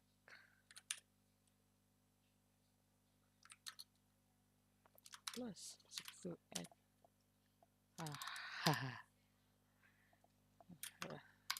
Benar.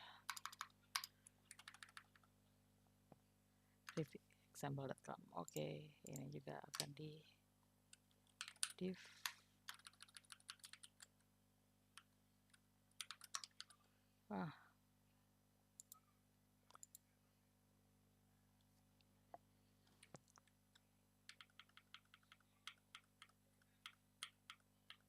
Hampir aja.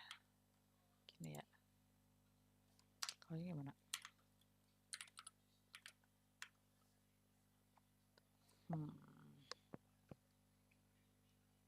Kita googling biar enak aja, biar tadi kelihatan itu.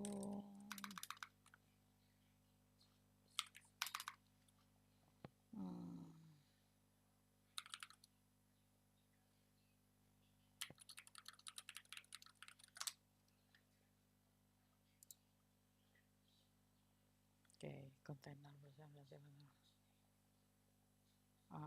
divide the container other element here, divide copyright. Oke.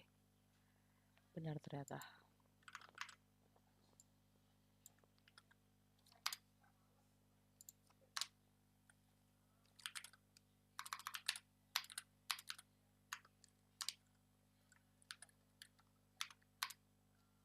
Oke. Div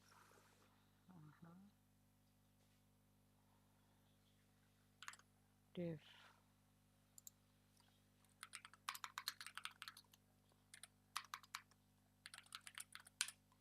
kontak dot kontak position relatif enggak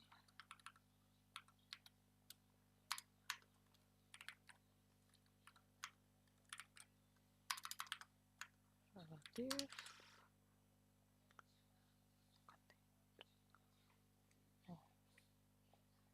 position absolute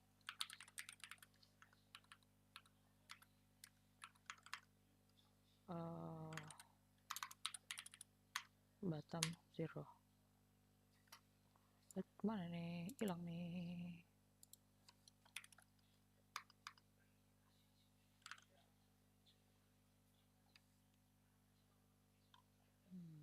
yang position relatif atau oh, oh.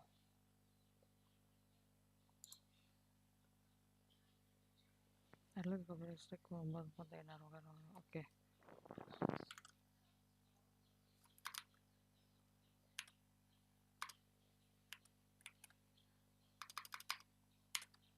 Shift nggak bisa.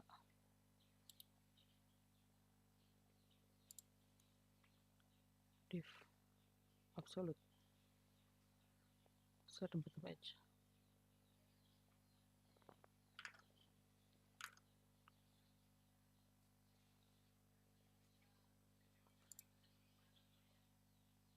Nah, mana nih? Absolute segini. Ini relatif segini. Absolute segini. Relatif. Expression relatif. Position absolute bottom 10 px. Div absolute. Oh, berarti gini. Div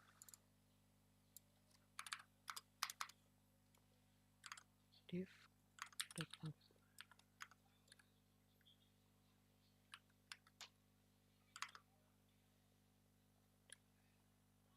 div class parent div class absolute. Oh, salah. Div class absolute. Oke.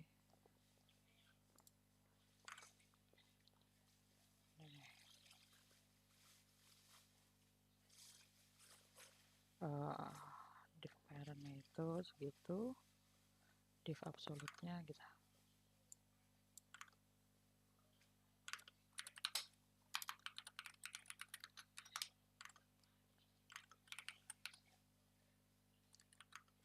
Positionnya absolute,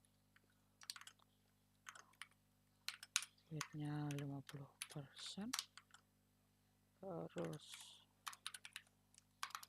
bottomnya 10 px, terus bordernya 3 px solid, 2 px solid. Wah, terlalu bawah.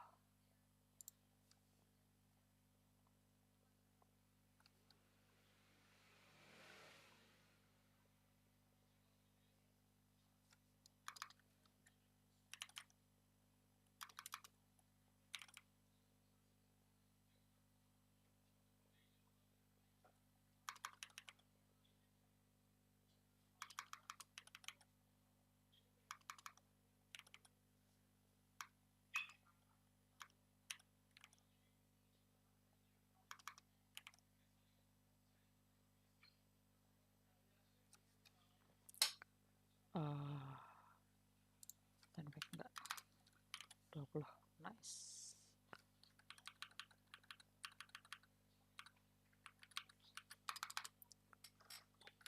Itu kan top aja. Topnya 0. Kalau 0 di atas 50, 500 px, 50, 100, 300, 200, 250, 45, 43, 42. Nah, sempurna. Sep warnanya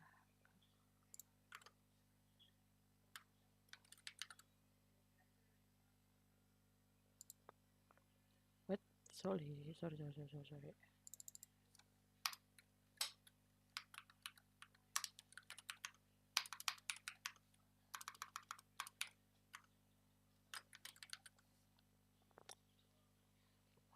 Shit.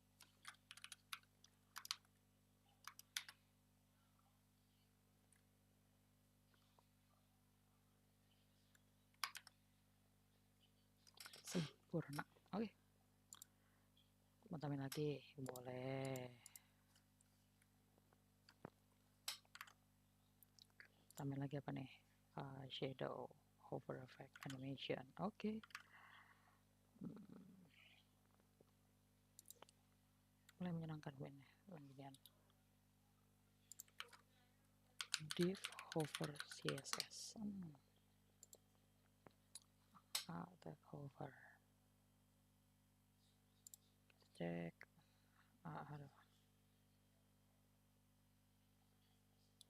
Oke, berarti ini div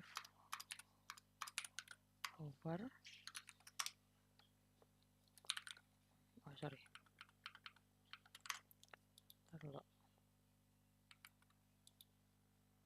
Div shadow.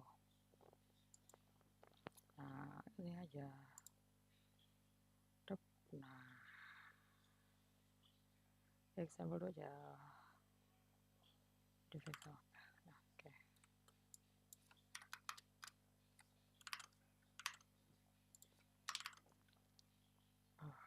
Box shadow.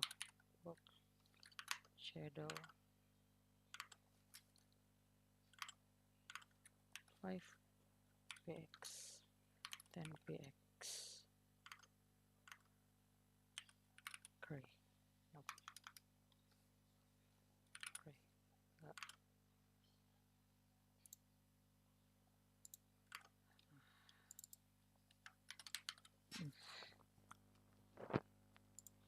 Ini kan berarti kiri kanan.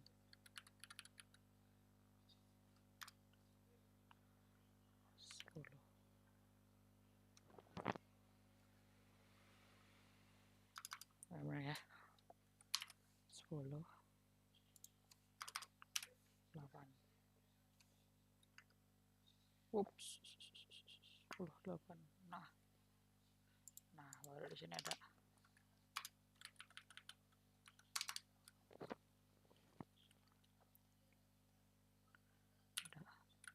card over.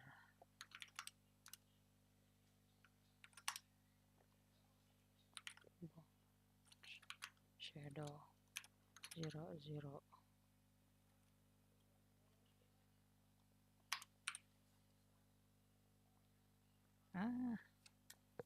Kita kan? Oh enggak kita. Bob shadow-nya 10 kan. Enggak gini aja. Hap.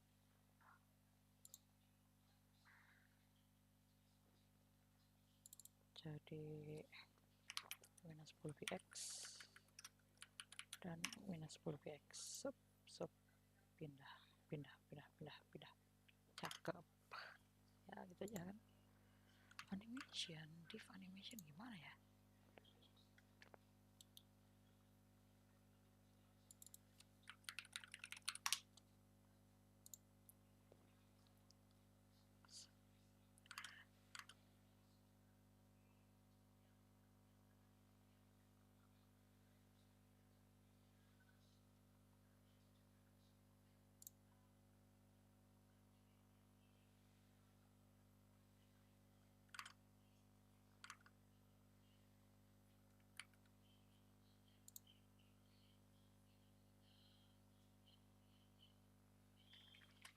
Div animation.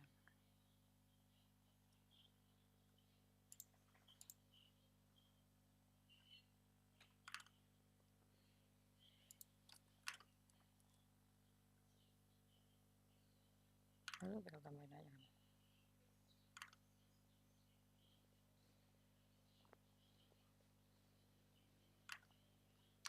Animationnya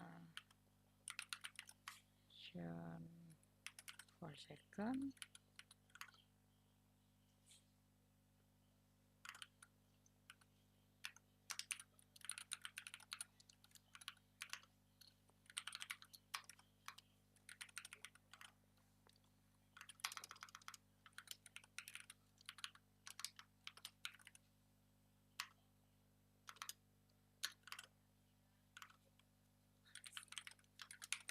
Apa?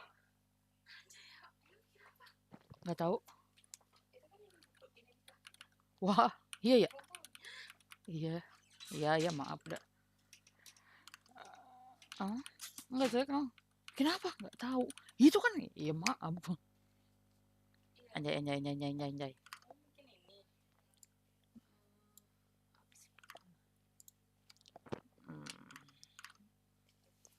Apa tadi?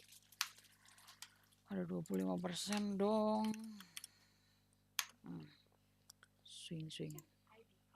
Ceritanya. Untuk streaming. Untuk belajar aja.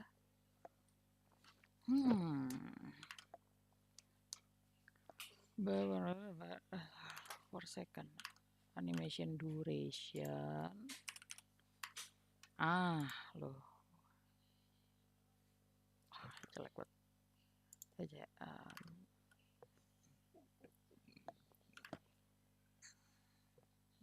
Ini ya.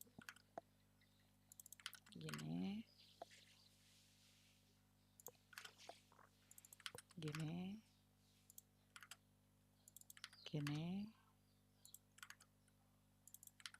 Oke.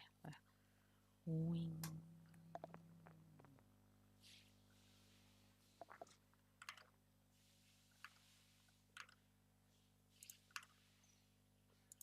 Pegang karetnya itu border bottomnya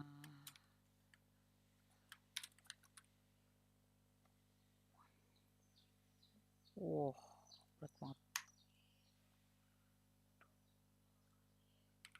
Nggak usah, gini aja. Nah ya kayak gitulah ya, make it simple aja. Swing ya. Yay. Sensornya nggak pakai sini. Kita ini hover, masih oke hover.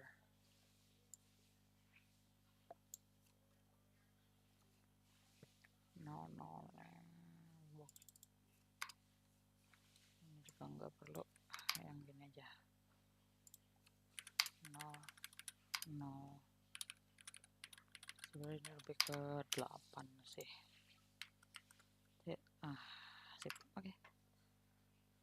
Inside or just in a corner, I don't know. And if you want to do something mind-blowing, you can add shadows, for example. I've not taught you anything about shadows, so that's far outside the scope of this course. Or if you want to go even more crazy, double mind-blown, create some hover effects so that when you hover with the cursor over some of the elements, they change. That is business card 2.0 in my opinion. And if you want to go triple mind-blown, create some CSS animations. Now, please don't stress about doing any of these. It is not expected that you do any of them. I just wanted to add it there for those of you who can't help going above and beyond. Now, once you're done personalizing your business card, I have one more task for you, and that is to download the code to your local computer and then place it in a folder called business card, because we're going to use this folder when we deploy your business card in the next Scrim. So go ahead and do all of this, and I will see you when you're done. Okay. Lagi-lagi untuk Last time we deployed a project, we first added our code to Netlify, which then again took care of deploying our project to the web. Now, while this works perfectly fine, the way the pros do it is to go via an intermediate service and step called GitHub, and then let GitHub take care of sending off the code to Netlify so that it's deployed to the web. And the reason you want this kind of architecture is because GitHub allows you to collaborate on your code with other developers. So now we are going to deploy your business card using this technique. The first thing you need to do is head over to GitHub. If you're watching this course on Scrimba, you can just click on this slide right here. But if you're following us on YouTube, just head over to github.com and you'll get to the exact same page. Once you're there, I want you to click at the sign up button. That'll open up a form where you have to add your email, create a password, and also choose a username. Once you've done all of that, click the continue button, which then sends you to this onboarding screen where you can add a little bit of information about yourself, or just click on the skip personalization option if you are impatient. Once you've done this, you'll see a dashboard. Yours is probably not as filled with information as mine, though that doesn't matter. What we're going to do now is click on the plus icon in the top right corner. There it opens up a menu where you are to choose new repository. The repository is the backbone of any software project. This is where you'll find all the project files, and GitHub, along with the Git protocol, takes care of tracking all the changes that has been done to the repository from its birth. Though we're getting ahead of ourselves right now, we are just going to give it a name, which you type in here in the repository name field. Like that. I'm going to call it business card. And then I'm not going to touch any of the options here. I'm just going to scroll down and click create repository. And there we go. Now we have to upload our files. We can do that in many different ways. But right now, we're just going to do the very simplest one. So what I want you to do is click on the uploading an existing file link right here, as that'll take you to a drag and drop field, quite similar to what we saw at Netlify earlier. Here, I want you to open up the business card folder, which you created on your local computer in the previous scrim. Mark all of the files and then just drag and drop them into the rectangle at GitHub. Once you've done that, you'll see all of your files listed. Just scroll a little bit through the drag and drop field. Wait, berarti gua dari sini sekalian aja belajar kan. Kita ke file, kita ke data, KI lagi ya. Scrimba. Oke, Scrimba business card. Oke. Sublok.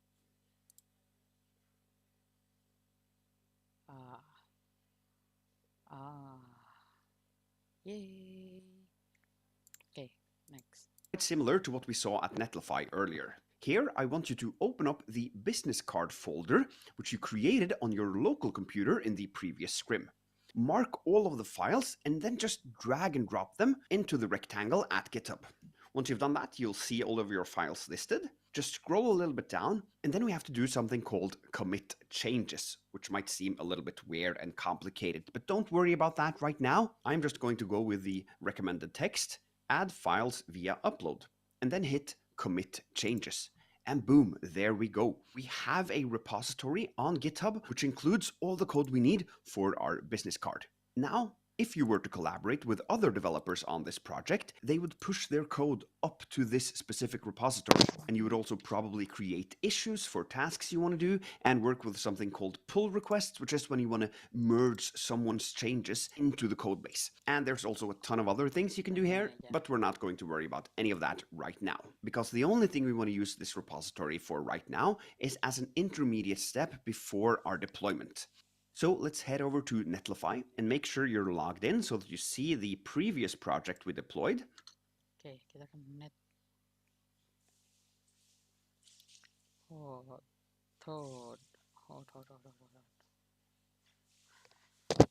Last time we deployed a project, we first added our code to Netlify, which then again took care of deploying our project to the web.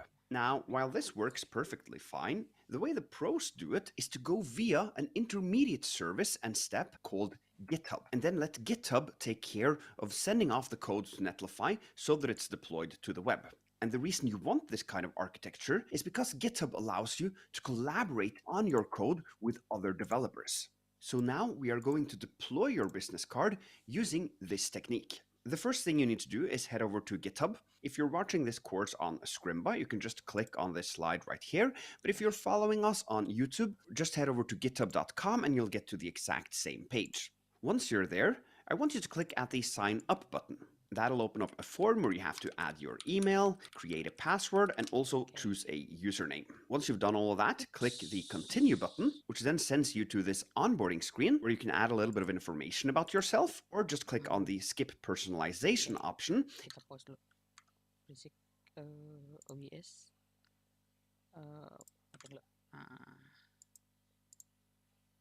Kita akan ke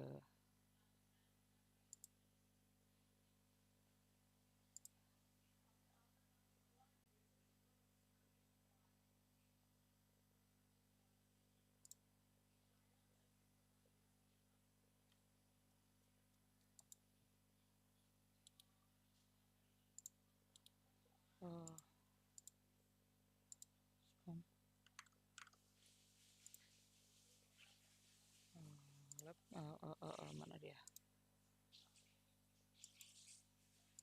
Email. Oke. Oh iya, dia kan ini. Sorry. up. Nah, sorry. Jadi seharusnya seperti ini. New repository kan business card, Ini adalah Scrimba learning to create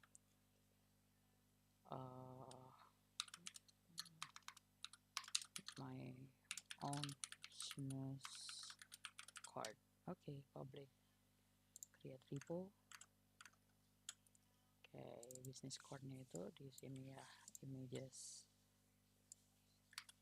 Cep, uploading existing file, drop, comment. Gini kan,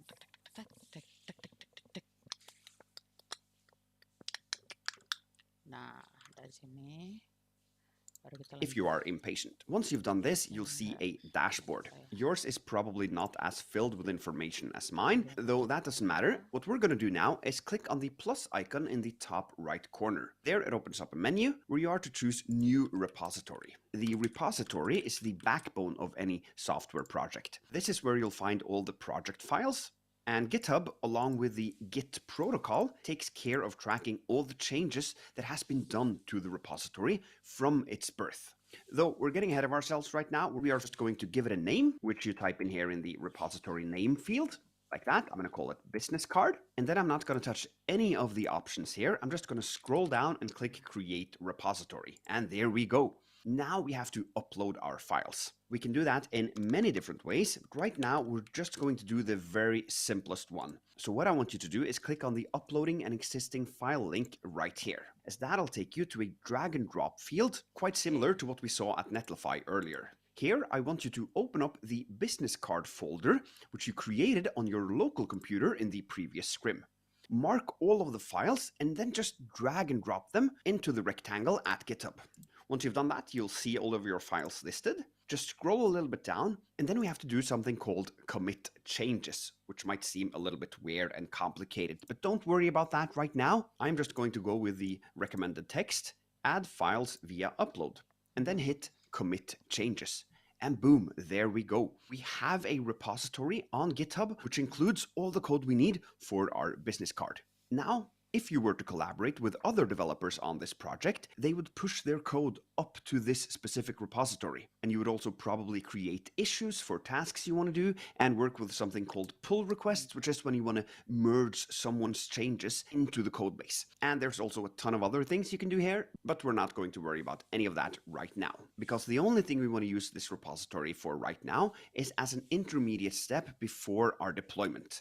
So let's head over to Netlify and make sure you're logged in so that you see the previous project we deployed. And right besides it, you can see this button called Add New Site. Click on it and choose Import an Existing Project. Here you're able to choose GitHub. Click on that and it'll open this pop-up menu where GitHub asks where you want to install Netlify, because that's what you're doing now. We're installing Netlify on our GitHub profile. Click on your GitHub username, in my case, Per Borgen, and here I'm just going to leave all the settings as they are, scroll down and hit install. And there we go. Now you can see that Netlify has pulled in your GitHub profile and has your repositories listed. I have a bunch of repositories, so I'll have to search for the business card. I'll write business, and there we can see it. When I click on this repository, it is imported into Netlify. And here I can adjust some settings, but I'm not going to do any of that as usual. Just scroll down to the bottom and hit deploy site. And there we go. The deployment is now in progress, so we'll have to wait a little bit. And then once this image turns into a screenshot of your site, it is deployed. So clicking on this link will open up our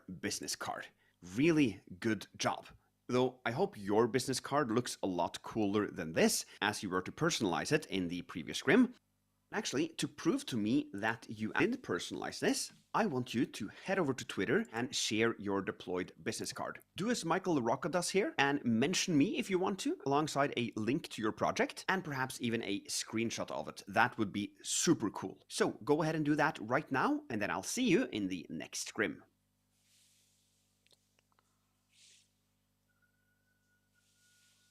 Hi there, my name is Bob Zarol, and I'm another teacher here at Scrimba. You just learned a little bit about how to use GitHub to deploy your project to Netlify. I thought this might be a good opportunity for us to dive a little bit deeper into the differences between Git and GitHub.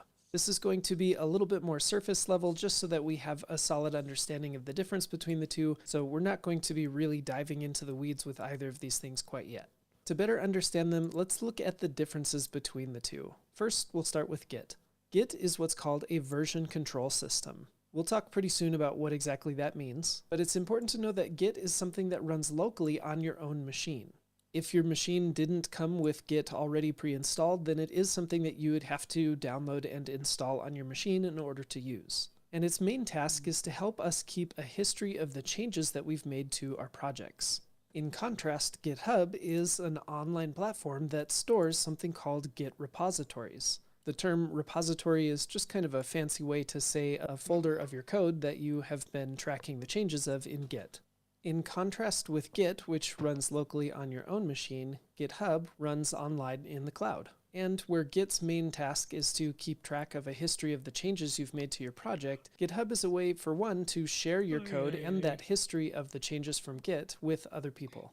Maybe an imperfect but illustrative analogy is Git is kind of like taking photos on your phone or your camera, which happens locally on your own device, and GitHub is kind of like an online photo sharing platform like Instagram.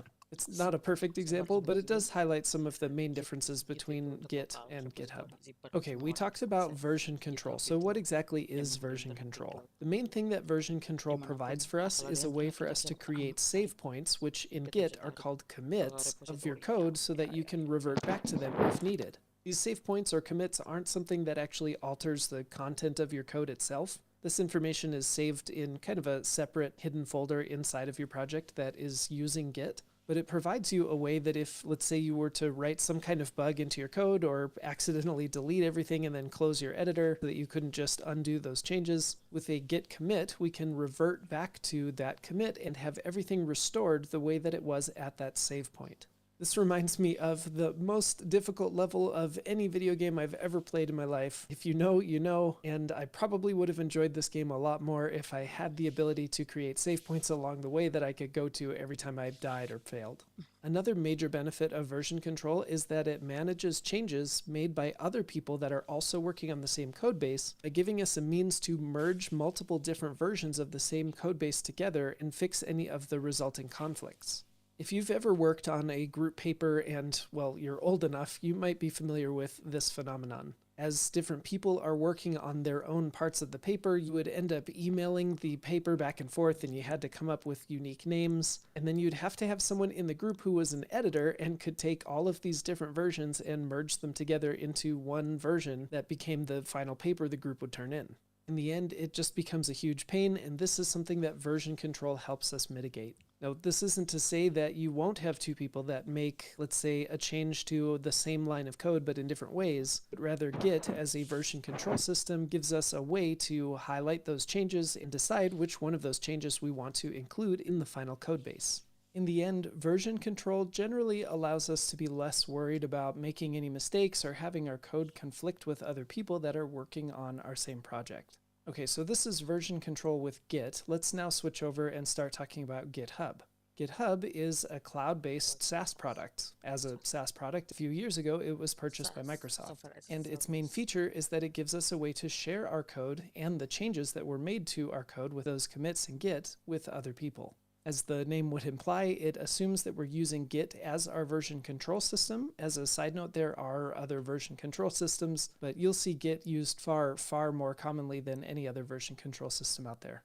As a feature of GitHub, they have integrated a number of Git-based capabilities right into the website, things like committing, merging, branching, and so forth. You don't need to know what those operations are per se, but it does contribute a little bit to the blurring of lines between Git, the version control system, and GitHub, the cloud-based SaaS product, which contains Git repositories. Personally, I think it's really important for beginners to become familiar with and start using Git and GitHub from an early point in their learning, but I do think there is a more approachable way to do this, and that's by using a product from GitHub called GitHub Desktop. This is a native desktop application that you can download from the GitHub website, and it allows you to perform Git operations on Git repositories on your local machine, and in a pretty seamless way, push those changes up to GitHub where they can be shared with other people.